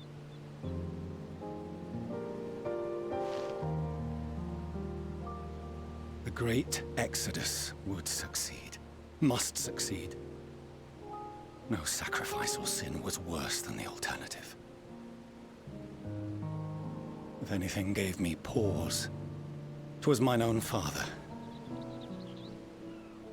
The Archon Louisoix openly decried Charlian's policies, a perspective which I regarded with increasing disdain as I grew older. Yet even as part of me thought him a fool, perhaps I also hoped that he, of all people, would devise a brilliant means to save my children. He's not a bad guy, he's just really shit at explaining his intentions. But stubborn enough that I could never bring myself to keep you apart. Like I said, Endwalker is literally just a giant miscommunication. Because the way he was explaining his intentions made him seem like he was a bad guy. Like the way he was doing about everything and the way he was explaining everything. And this is accounting for that binding spell that they had on themselves. It was just like, can you say this any worse? Please. So at this moment, because now everything has come out, everything has been like, hold up. Everything in this point has kind of been revealed in some sense. It's like, just sit down, talk to your kids, and fully explain everything. He was just of the mind of, I will save you, even if you hate me, for I must protect you. Yeah. It's literally, at this point, I'm kind of glad that it's just sit down and explain. Like, because this makes you sound, because if you don't, you sound very bad right now.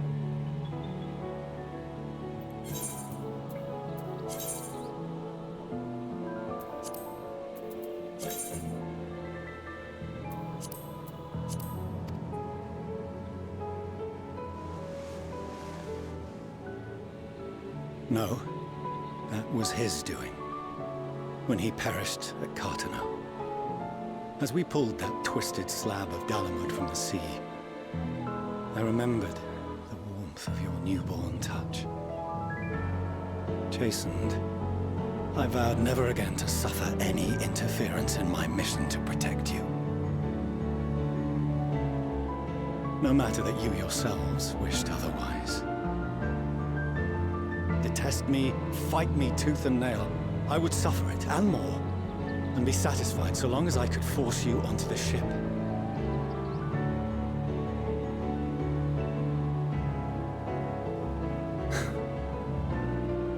I was wrong. You two have grown so much stronger and so much wiser than I dared dream.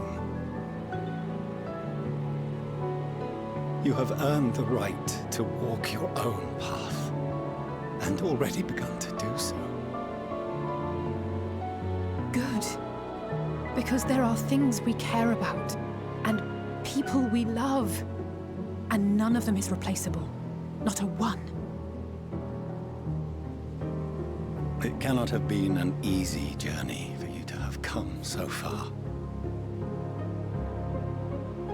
We shall be glad to acquaint you with the finer details someday, once this danger has passed. All that we have seen and heard, that we have felt and learned in our travels.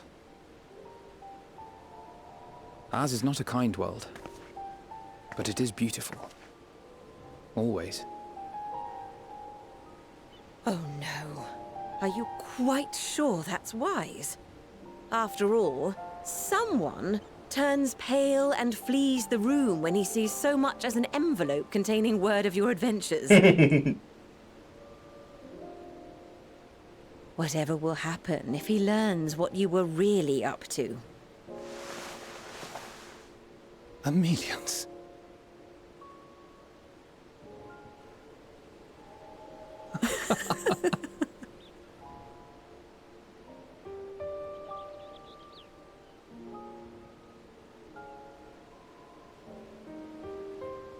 Though I have wronged my children most gravely, I owe you an apology as well. I assumed that it was the Scion's influence that made them so keen to charge headlong into danger.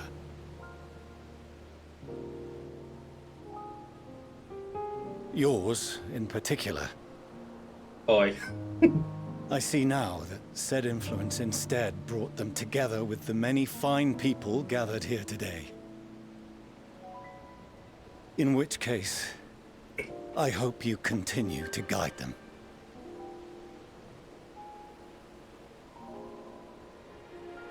If we've finished loitering about the harbor, might I suggest we put our plans into motion? People are beginning to look confused. They're having a family moment, Perhaps you can Raha. spare a few words ere they resume the tedious lugging of cargo. You've no small number of friends and admirers here after all.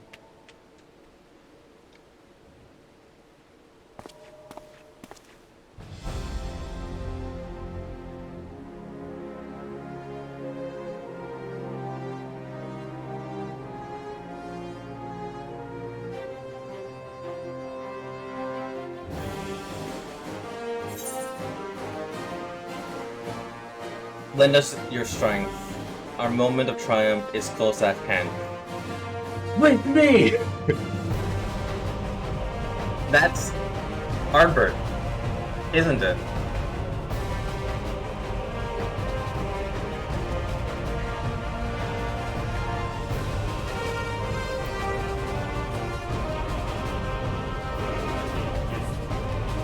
I love this music. I'm sorry. This music is good. It's calling it.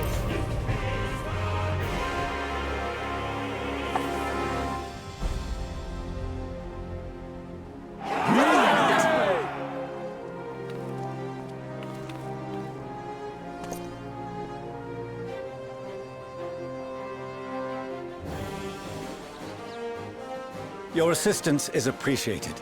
Now, in an orderly fashion, if you please.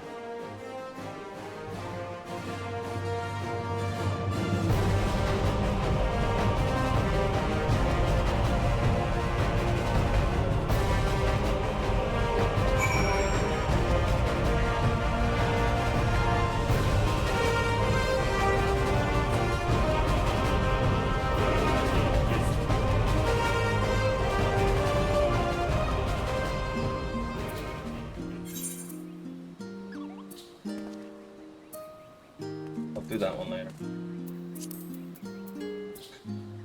I'm just glad that Sid and his boyfriend are now here.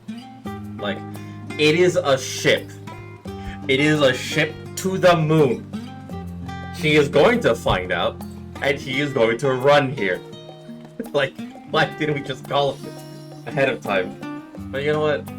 I'm glad that he and his entire team, as well as the boyfriend, is here. Like, Red. Let's be honest. I'm calling them boyfriends because every time I've done Praetorium, Ultima, and the other one, Castrum, they literally fight as if they're a couple. Even Omega, they just bicker as if they're just an angry couple.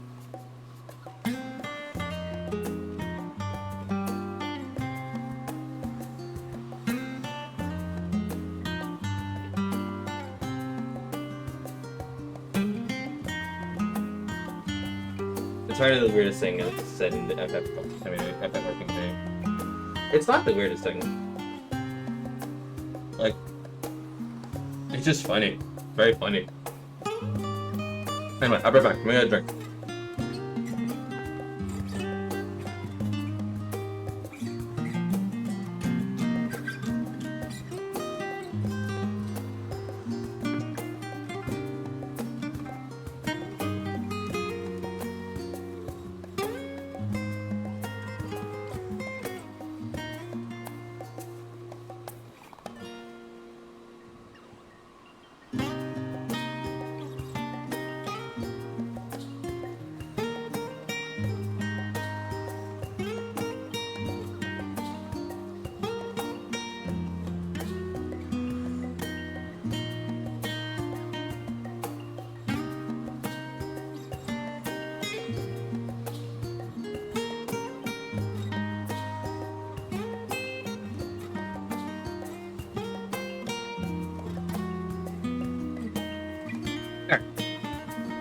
I'm back. Let me just pour myself a cup.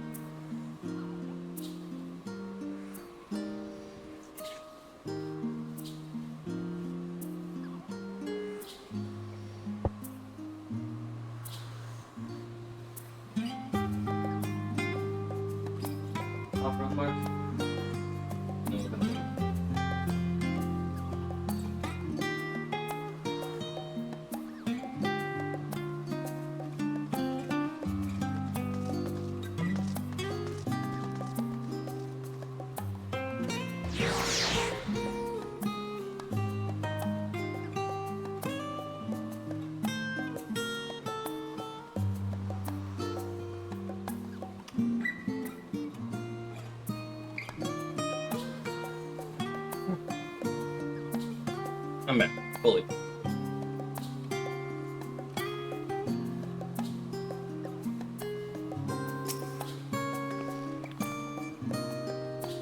We finally managed to clear the harbor, which means the rest of the engineers capable hands. Meanwhile, Father has issued us an invitation. As we agreed, he will reveal the means by which Heidelin may be contacted. We are to meet him in Amphoria when we're ready. Given the vital knowledge she holds, I suggest we leave without delay. In transparent, however, the forum's method to speak with her is not without risk. Here's to hear what those might entail, but regardless, be warned. Most of those who arrive from the Adamantite have offered to stay and see to any remaining tasks that need doing. The forum has already asked for my assistance in overseeing this process, so you don't need to worry about a thing. Thank you, Tatar. We're off to Euphoria then.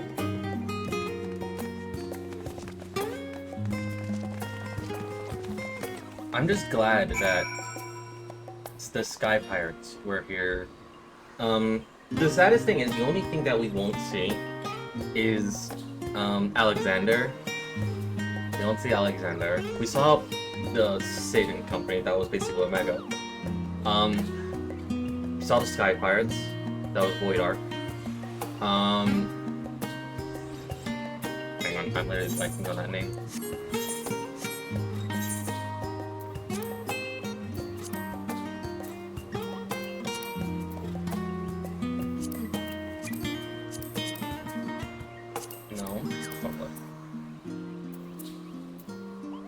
Yeah, here we are. Open banner, sorry. Forgot what this one was called. I'm blanking on the name.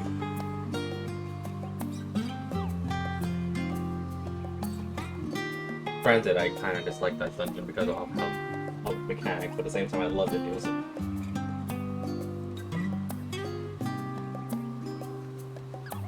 Return of Evil's thing. Alright. I literally had to think for a little bit. Yeah, it was Return of Evil's as well as the Theater Company. We saw that ship basically, as well as references to the trials that was post Shadowbringers. Which are optional, but in this case, not really. Well, yeah. And the fact that they reference at least everything that I've done, which is all the raids, all the optional trials,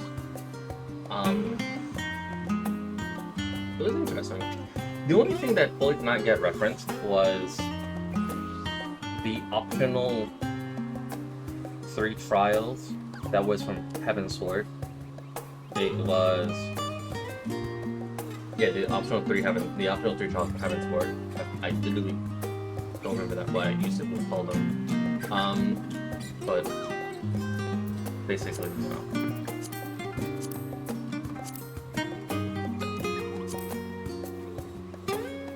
It's basically the containment phase. Warring Triads. There we go. I actually just read the first pillar. The Warring Triads. There was no reference to that, but it's fine. There was no reference to Alexander, but that makes sense because Alexander. But I think there was somewhat reference. They mentioned goblins, something like that. And Shadowbringers, obviously, you cannot get reference to it because it's in another universe. That's fine. Gobbies, yes.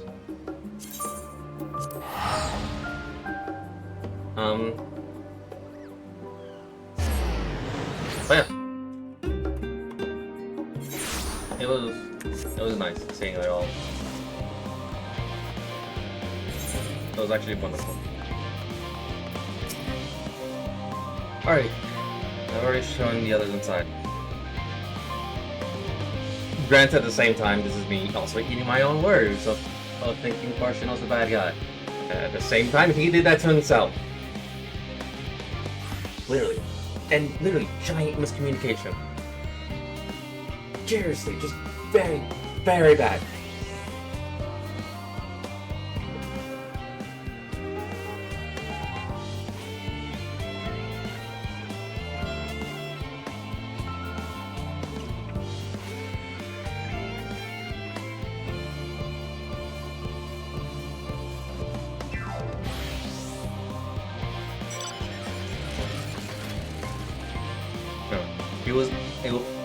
You'll want to speak with Sharon.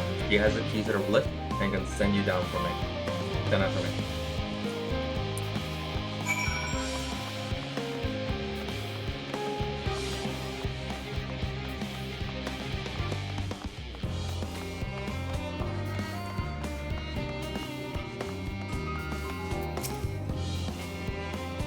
You have master question? Yes. Just step it inside the lift here.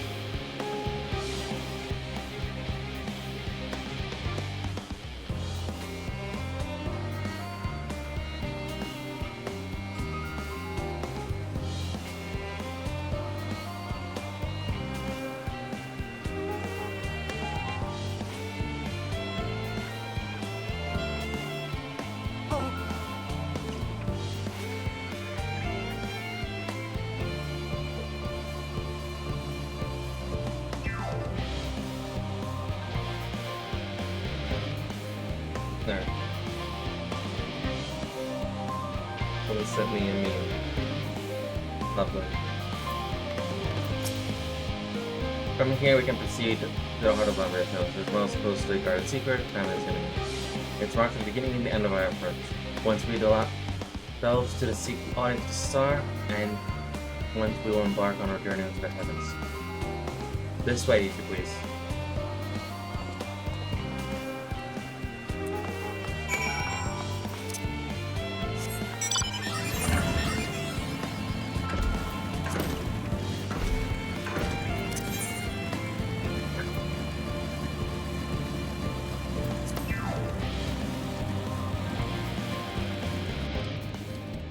Sid is going to literally...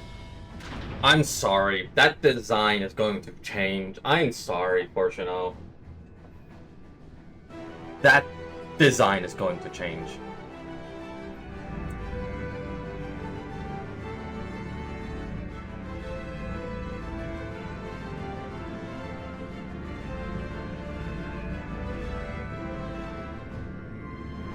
Oh, thank God, Sid doesn't plaster with his logo. Thank you.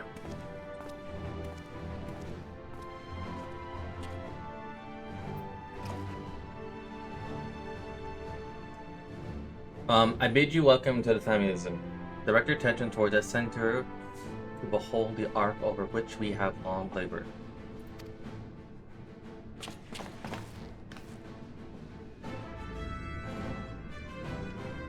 As you can see, it was designed as a medium craft. The better to reduce fuel consumption, miniaturizing metrics would have been applied to its effort to ensure that the thrust to weight ratio does not place too great limitation on its fragile capacity. The ether burner, as you know, has been removed for further modification, but we shall reattach it soon enough. I received word from Copal, and several of your allies are working on it with intent forever. They are sure to see it done. Plus, by your experience, that many of our prior disasters were averted. If anything, I fear they will not afford us much time for speaking with Idolin ere they finish.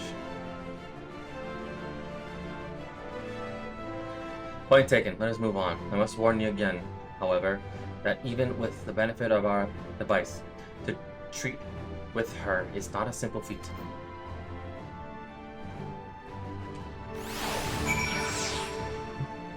The reason why I mainly am concerned is because of Sid and how he loves plastering his logo literally everywhere.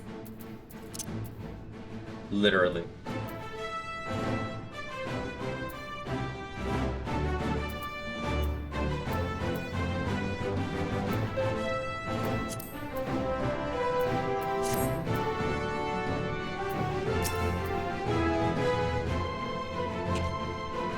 done what I can to impress upon you the gravity of what lies ahead. Are you prepared? Are you prepared? Proceed.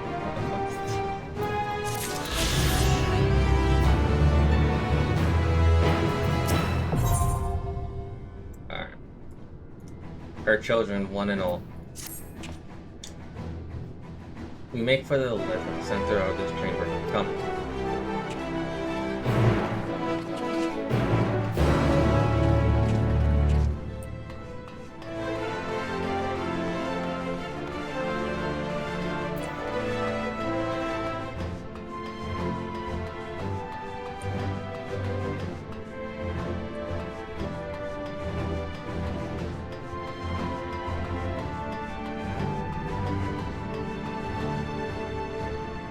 This is literally beautiful. Very beautiful. Alright.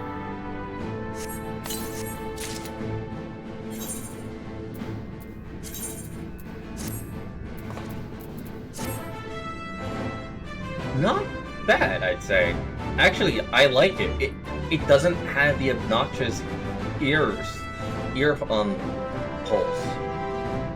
Or like, it doesn't try to make it do like try to cover it up.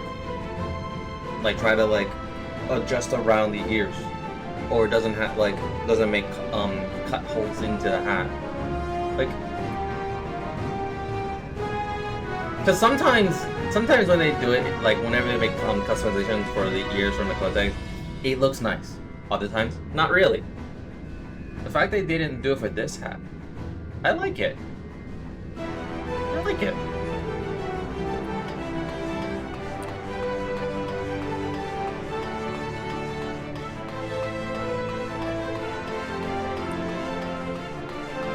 And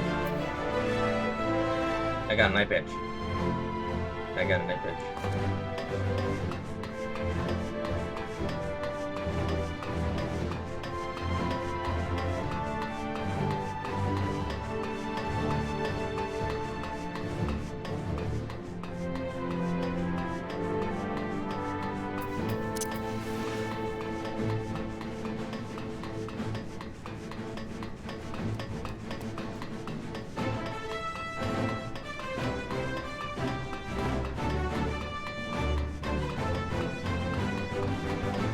Looks really beautiful, I'm not gonna lie, it looks really, really beautiful.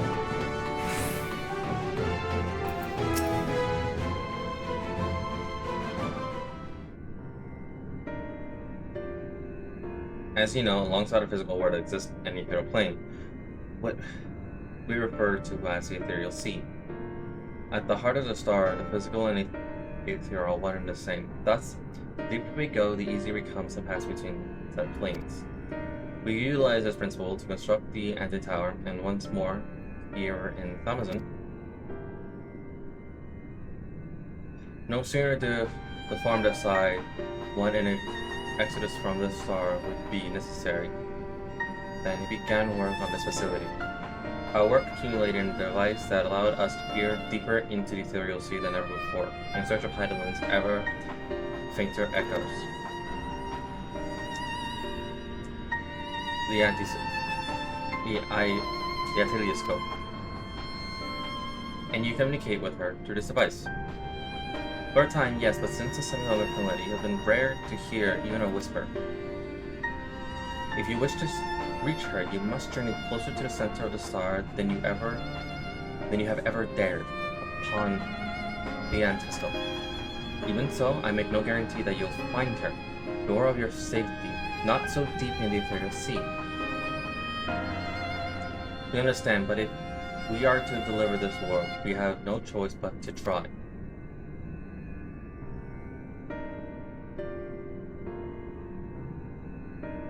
I know. I only wish we could do more than observe your progress from afar. The telescope Oculus lens by which we may peer into the ethereal sea without placing ourselves at hazard lies above us. Through it we can watch and guide you. In those swirling depths, there are pockets of ether so dense and turbulent that they can unravel one's soul. If we determine that you are at risk of coming into contact with such a pocket, we will call you with the teleportation magics. To that end, it would be best if one familiar with the composition of your souls remains here to assist in assessing said risk. Otherwise, there is an increased probability that we will extract you too early or too late.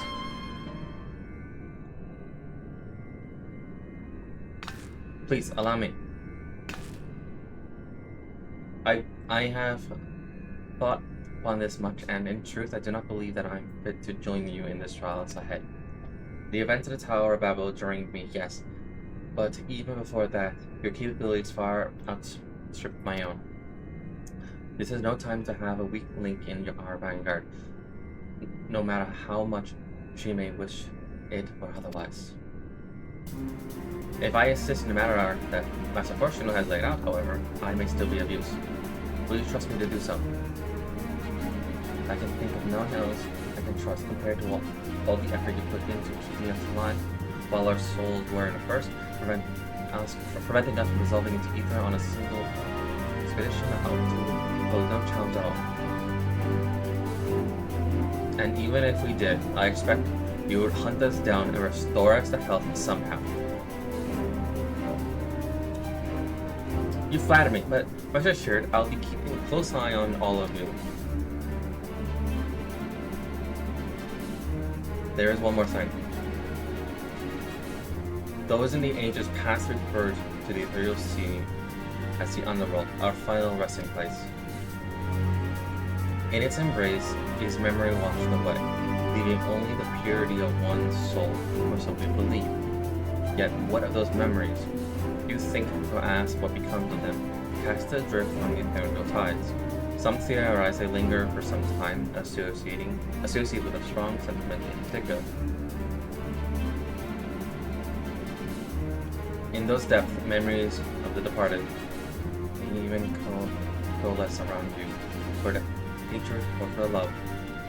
Thus do I caution you to be wary, and also to have faith. Remember those who did gladly extend a hand to you, that they may lift you up once more.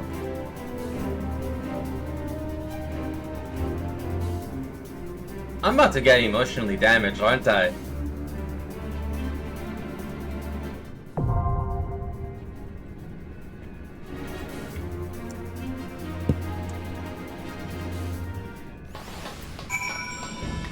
I'm about to get emotionally damaged. When isn't that the case? Oh, yeah, you're right. Yeah. Alright. I'm gonna do this by myself because, as I said, I do dungeon for the first time myself, so I can at least experience it slowly. I stand ever ready. We're gonna need the twins and my boy. I'm sorry, cat wife and husbandos, but I need my boy and my kids.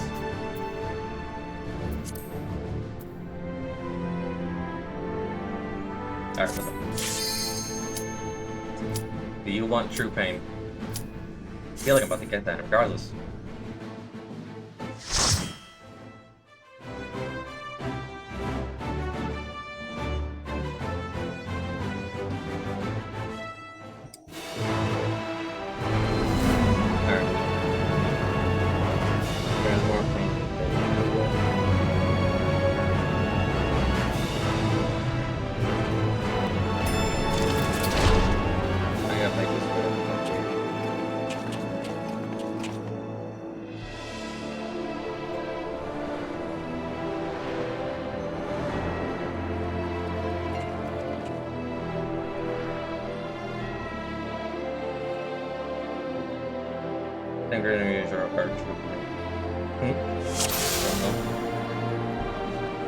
All seems in order with the lens, and I trust you can hear me?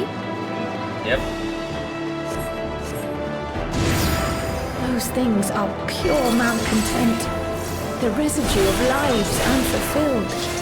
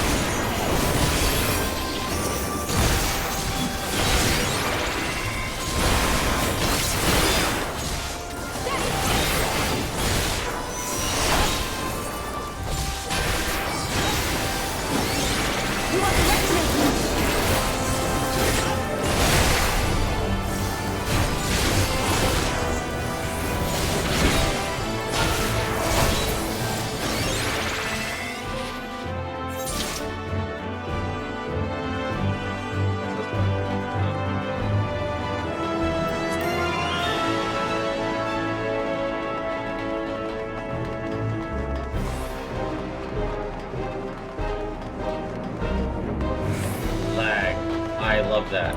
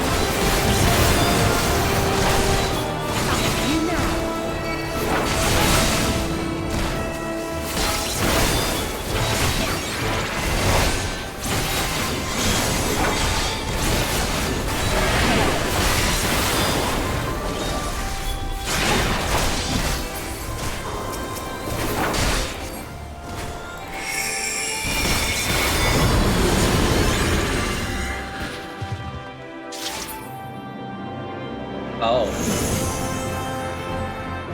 Okay.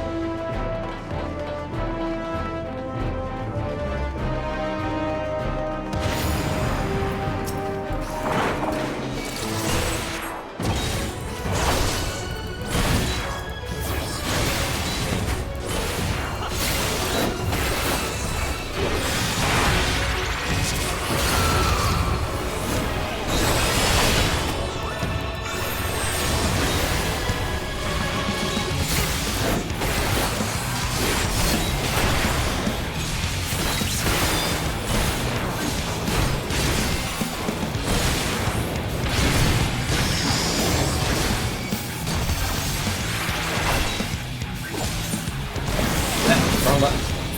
Come on. I'm literally like tabbed out right now. God damn it. My thumb clicks.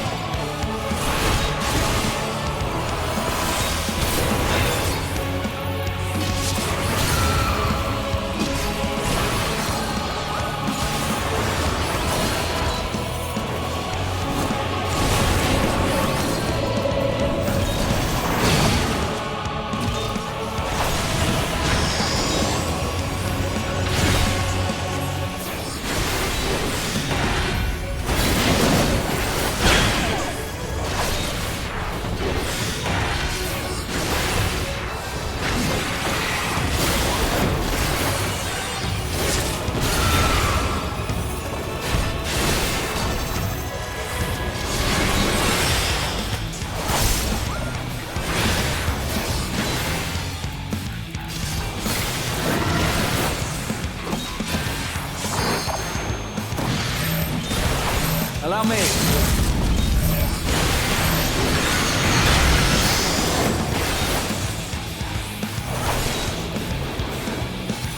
You underestimate me.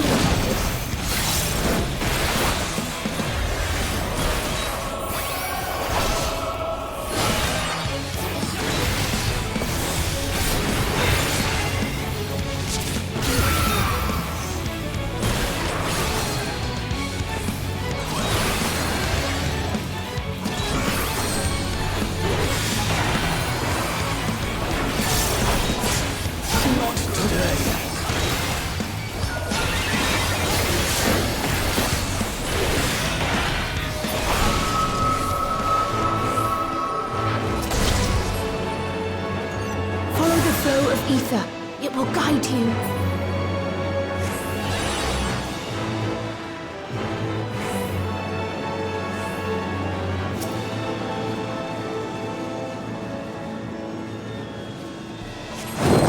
The ether is too dense. I'm losing you.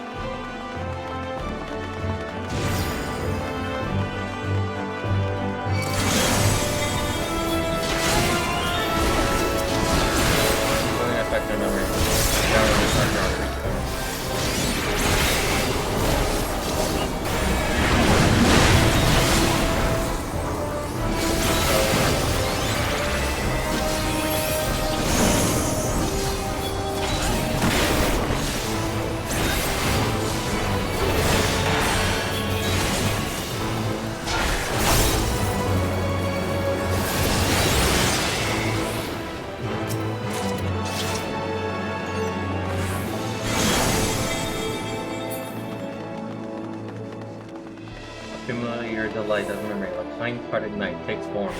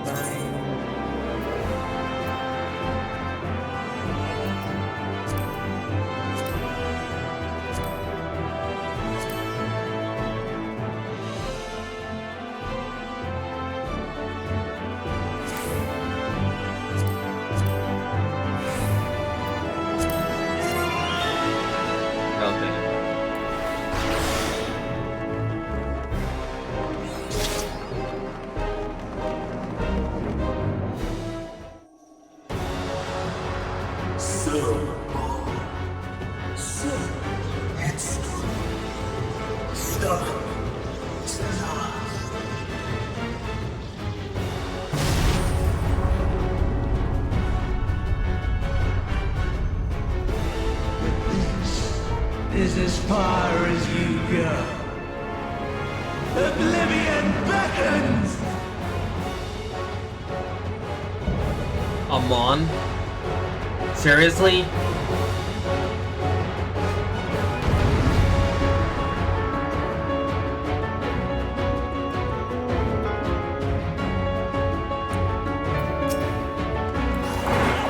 Many faces have I worn, but this is my favorite by far!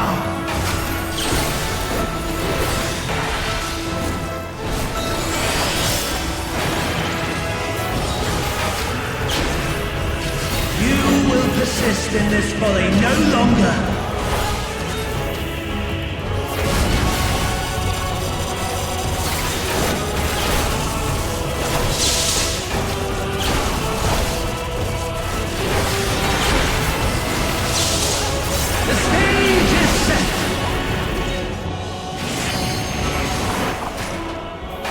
Hold still.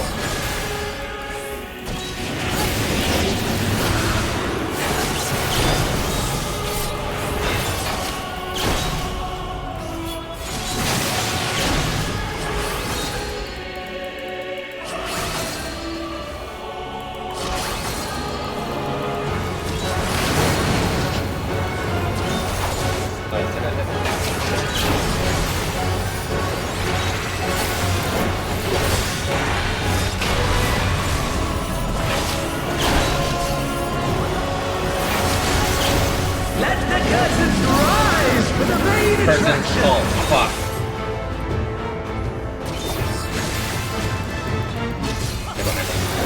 Something. Get behind something, please.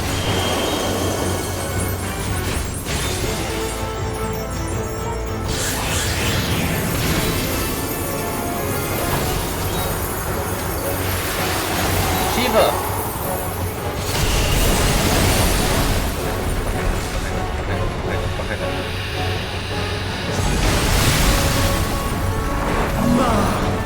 What a glorious audience you are! Thank you, Shiva.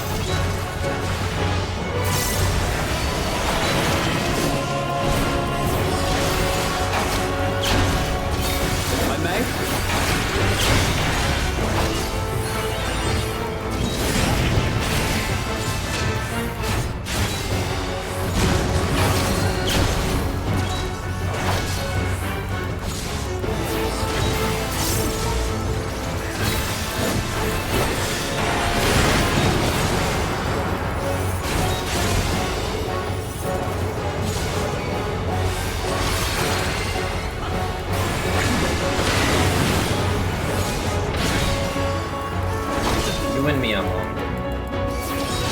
Or so they've heard me.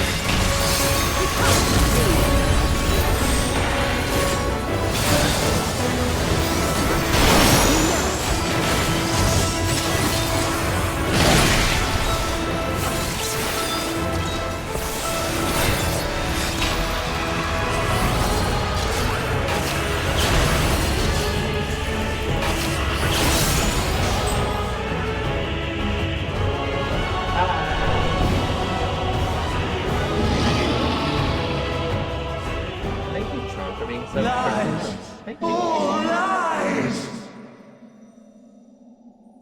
Your dreams, your hopes, your futures, delusions and lies!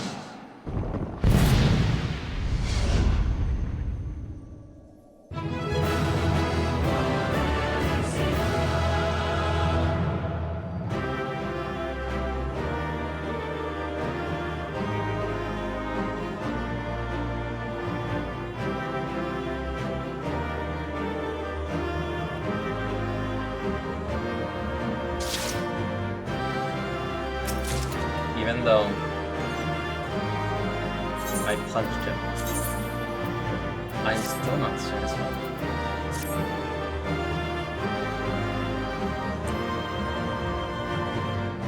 With such strength of words,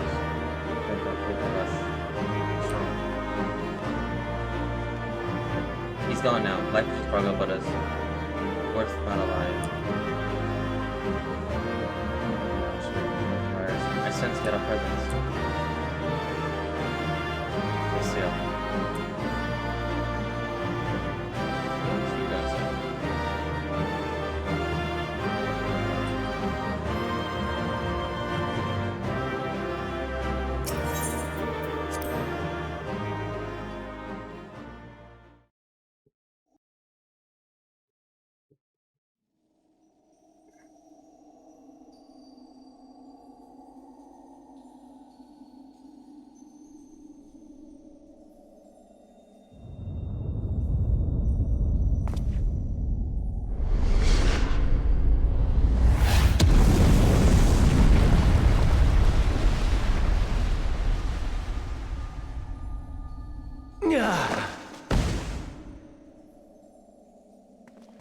My very essence begins to wane.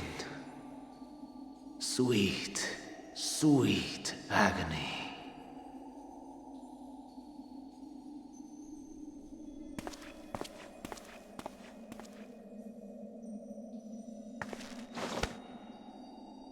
Leave this to him.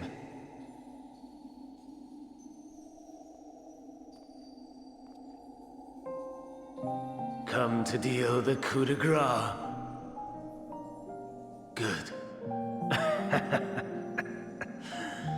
Watching you struggle against the inevitable is bad comedy. Erase me from existence, soul and all. Right now, he remembers everything because we killed him. Have you any memories of Meteon? Do you recall your days as Hermes?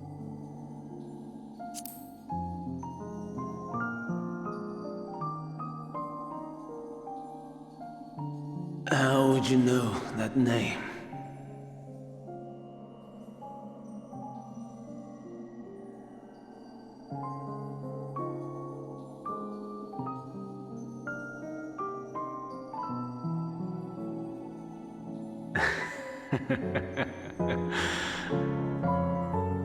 Then it was you. In Elpis. With Emmett Selk. The final pieces fall into place.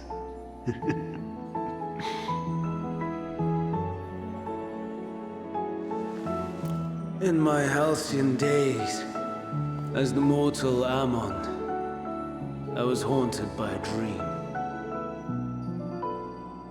Night after night, the faceless multitude, the voiceless cries, shards of shattered memories. But slowly, the fog began to clear. This was Elpis. And I was Hermes. Recurring though it was, I paid this dream little heed. It was only when I was granted the seat and memories of Fandaniel that I knew these visions to be true. They were the memories of Hermes that he himself erased using the power of Kairos.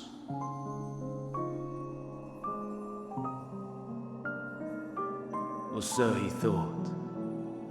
In his attempt to burn away the events of that fateful day, he succeeded only in searing them more deeply into his soul. My soul. Death failed to expunge them. No matter how many times it came. Rebirth after rebirth, from one Fandaniel to the next. I wonder, is Emmett Selk adrift somewhere in this ethereal sea? In defeat, finally remembering your time together in Elpis?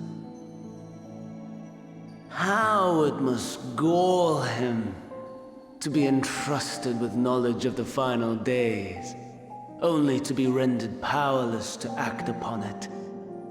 So many lifetimes dedicated to restoring his beloved Amarok, in blissful ignorance. Oh, folly! But make no mistake, my life as Hermes is not the reason I invited the world's end. I have lived. I have struggled. I have dredged the very depths of despair. And in the detritus of existence, I found the truth. I served a great ruler, powerful beyond measure. The world his dominion. Yet even he and his vast empire were destined to fall, to become one with oblivion.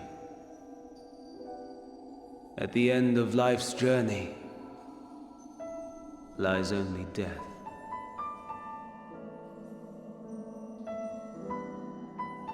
So I ask you, why live at all? We betray, we torment, we murder. We are wicked, spiteful creatures, without exception.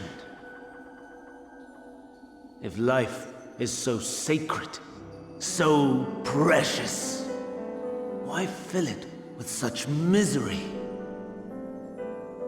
Man wallows in a hell of his own making without purpose or meaning.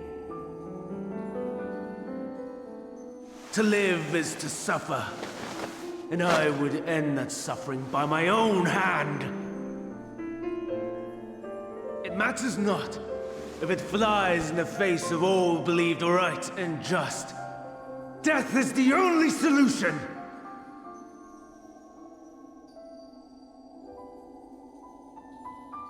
That is my truth, my answer to the question. And yet, even as the words pass my lips, I am filled with doubt. Has my search reached its end?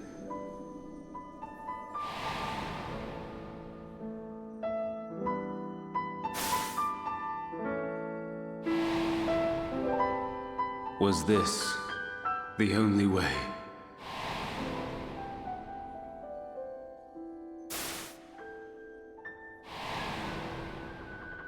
After all these years,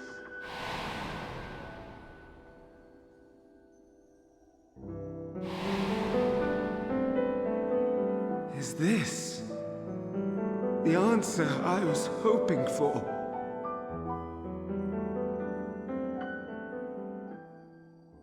The lamentations of the damned. How it vexes me to see your conviction falter at the last. Fandango. Still clinging to existence, I see. You, who champion death so fervently, unwilling to accept your own, refusing to be purified and swept into the sea of souls. As do I. We prisoners to men, watching as the world turns.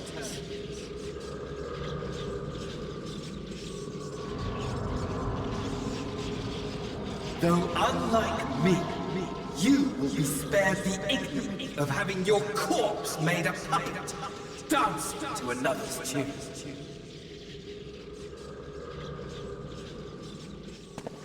Is that Asahi? That is Asahi. How very astute. But let me be clear, I have not come to consort with the likes of you. Nor have I come to bemoan the state of the world following my untimely demise. In fact, I delight in mankind's downfall and the anguish it brings the savior of the savages. If I played some small part in the chaos, all the better. Not that I was in any position to resist. But to be made accomplice to the betrayal of Lord Xenos. I would die 1,000 deaths to exact my vengeance.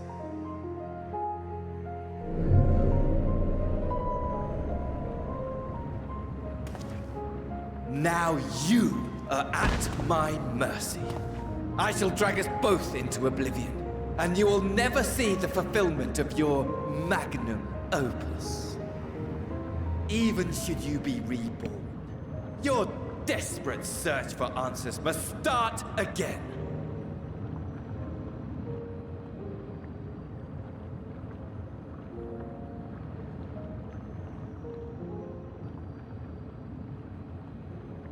Weirdly enough, this makes me hate Asahi just a little less. Alright. I will be right back. I'll answer this later. So enjoy the little break of in-betweenment. So yeah, I'll be right back. I'm gonna have some dinner.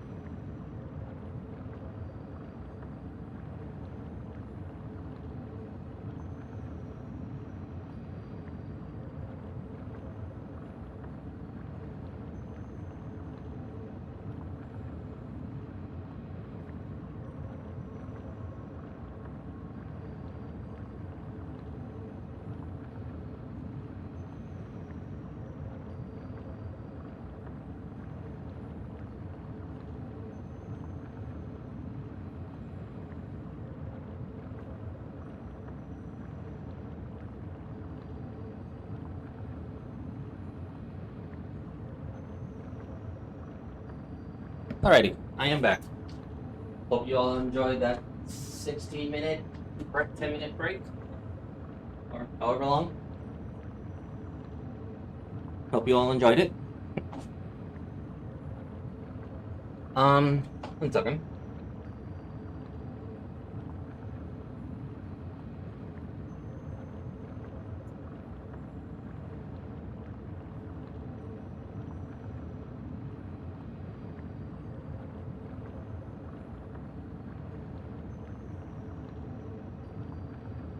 Anyway. 1 second.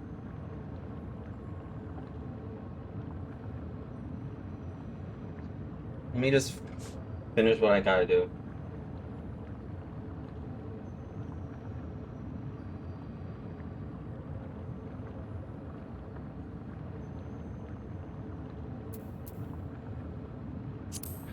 Next time we'll finally answer together. Even here, even now, you have every right to hate me. For the fool I was. For the monster I became. But I will not beg forgiveness. The tale of Hermes, the man who knew so much, yet understood so little, ends here.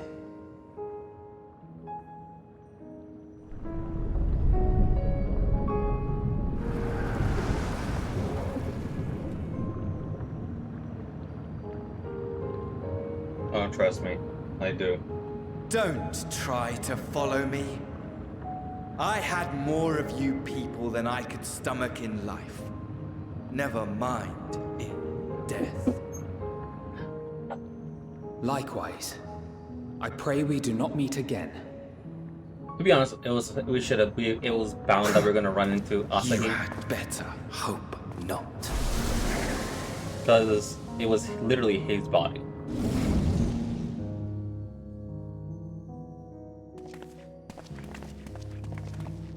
Granted, I would have loved to do the final satisfaction.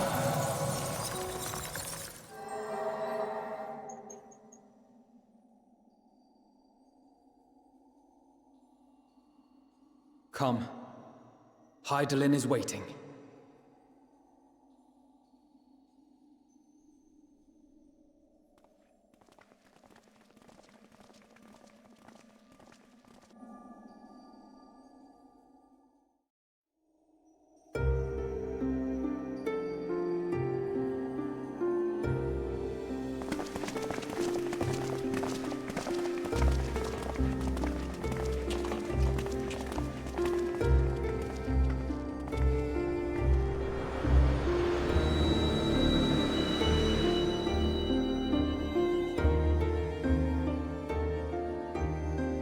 Brave travelers, I welcome you.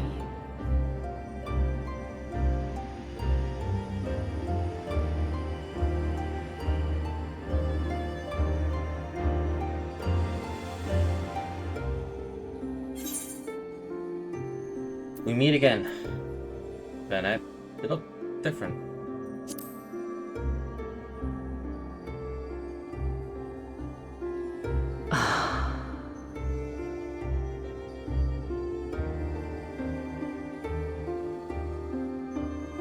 I see.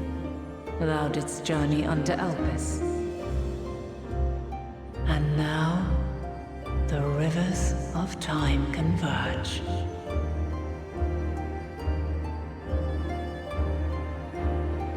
I kept my promise.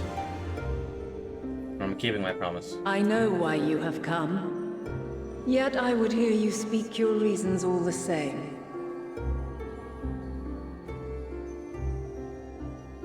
You created the moon to deliver mankind from the final days. But is that really how it has to end? We do not wish to abandon this world. We want to protect the source and all of its shards. To flee is but one of two paths.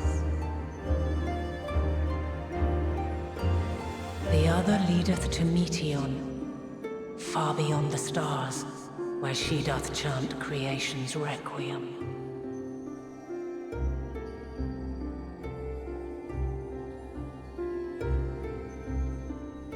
Her domain is formed of dynamis, pure, absolute. Where emotion and memory govern all, ether will avail you naught. Meteon hath gathered the pain and despair of countless stars, and to go unprepared is to go unto your doom. We'll beat her. We'll win. I swear it. Is what I might have said once. After everything I've seen, all the times I've succumbed to my own anger and fear. I can no longer pretend that courage and faith will be enough. But are we truly so powerless? That our only choice is to flee? Far from it, my child.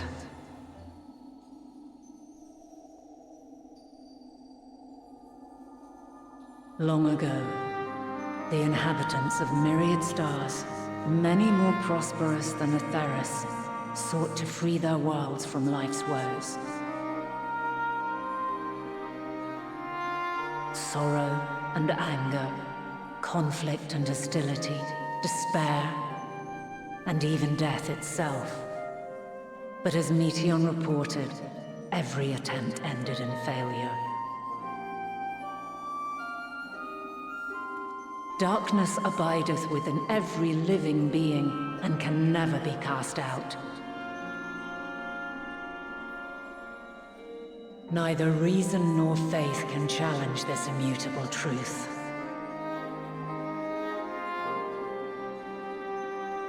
To live is to suffer. And in suffering, find strength and purpose and hope.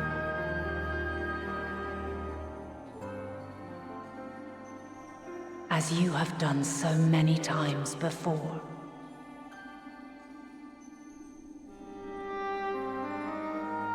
Thou dost pursue an impossible dream.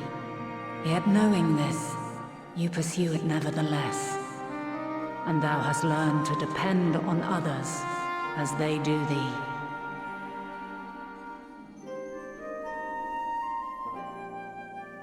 Thy yearning for the power to save the powerless hath ever driven thee to greater heights. Thou hast grown strong.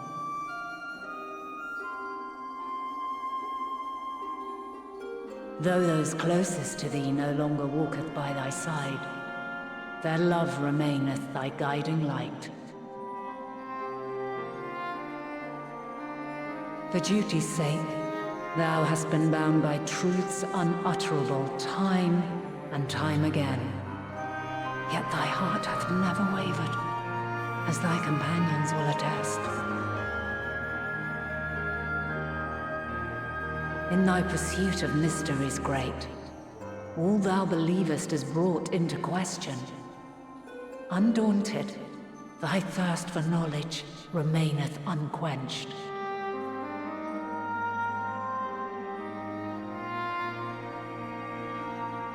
The fires of hatred that once burned in thy heart burneth no more.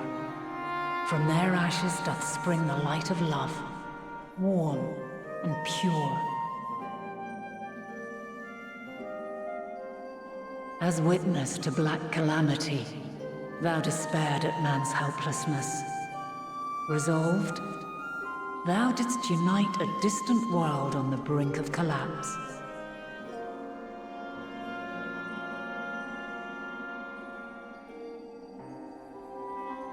And thou, my champion, when all did seem lost, thou never abandoned hope.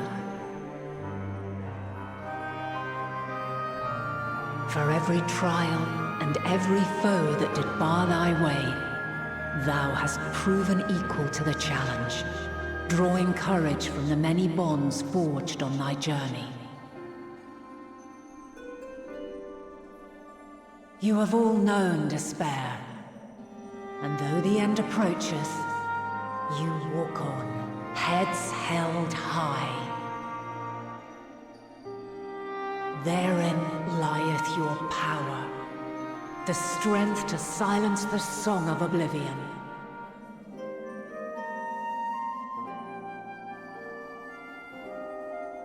Then there is a means to confront her. Yes, if you should prove yourselves worthy.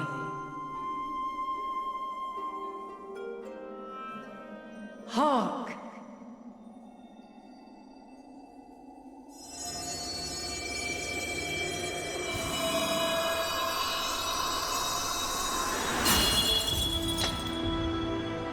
Nigh impossible is it to send mortals to the edge of the universe. Should you fail, there will be no second chance. As the will of the star, I ask of you this. Do you possess the fortitude to stand firm when Okay, all now around you does crumble? Kick turns. Do you possess the faith to vanquish Okay, now you despair kick itself? turns. Time to fight a god. Should you lack the strength to No, best not a a god. supreme deity, And fight a god. I cannot allow you to make the journey. You must leave this star and never return. If we fail, we have Prepare yourselves. Prove ourselves worthy, then. Sounds straightforward enough. Aye. No room for confusion there. In any case, we've come too far to back down now. I am of the same mind. What power I have, I shall bring to bear. The three of you seem to be forgetting who we're up against. It's not every day we battle a divine being of untold power. Well, not quite every day. Do try not to get underfoot. Needless to say, there'll be no margin for error. Let us hold nothing back. For the people of this world and those beyond the rift.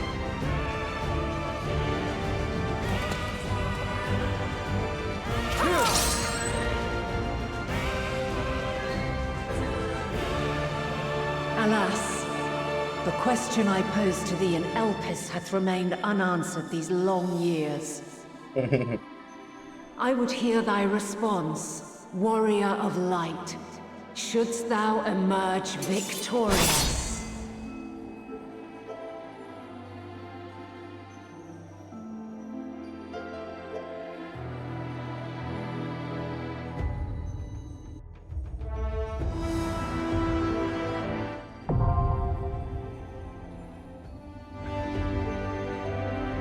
Alright. So yeah, alright, bro. So, I will be right back. I'm gonna see if I can try and talk to some people, because there's supposed to be a D&D campaign today. So, I'll be right back. I'm obviously not going to, like, close Final Fantasy. No, I'm gonna be right back. Come back later. Talk. I'm gonna tell them. If there's a D&D game today, then I'll come back later tonight. If not, I'll come back this one. For now, cheers.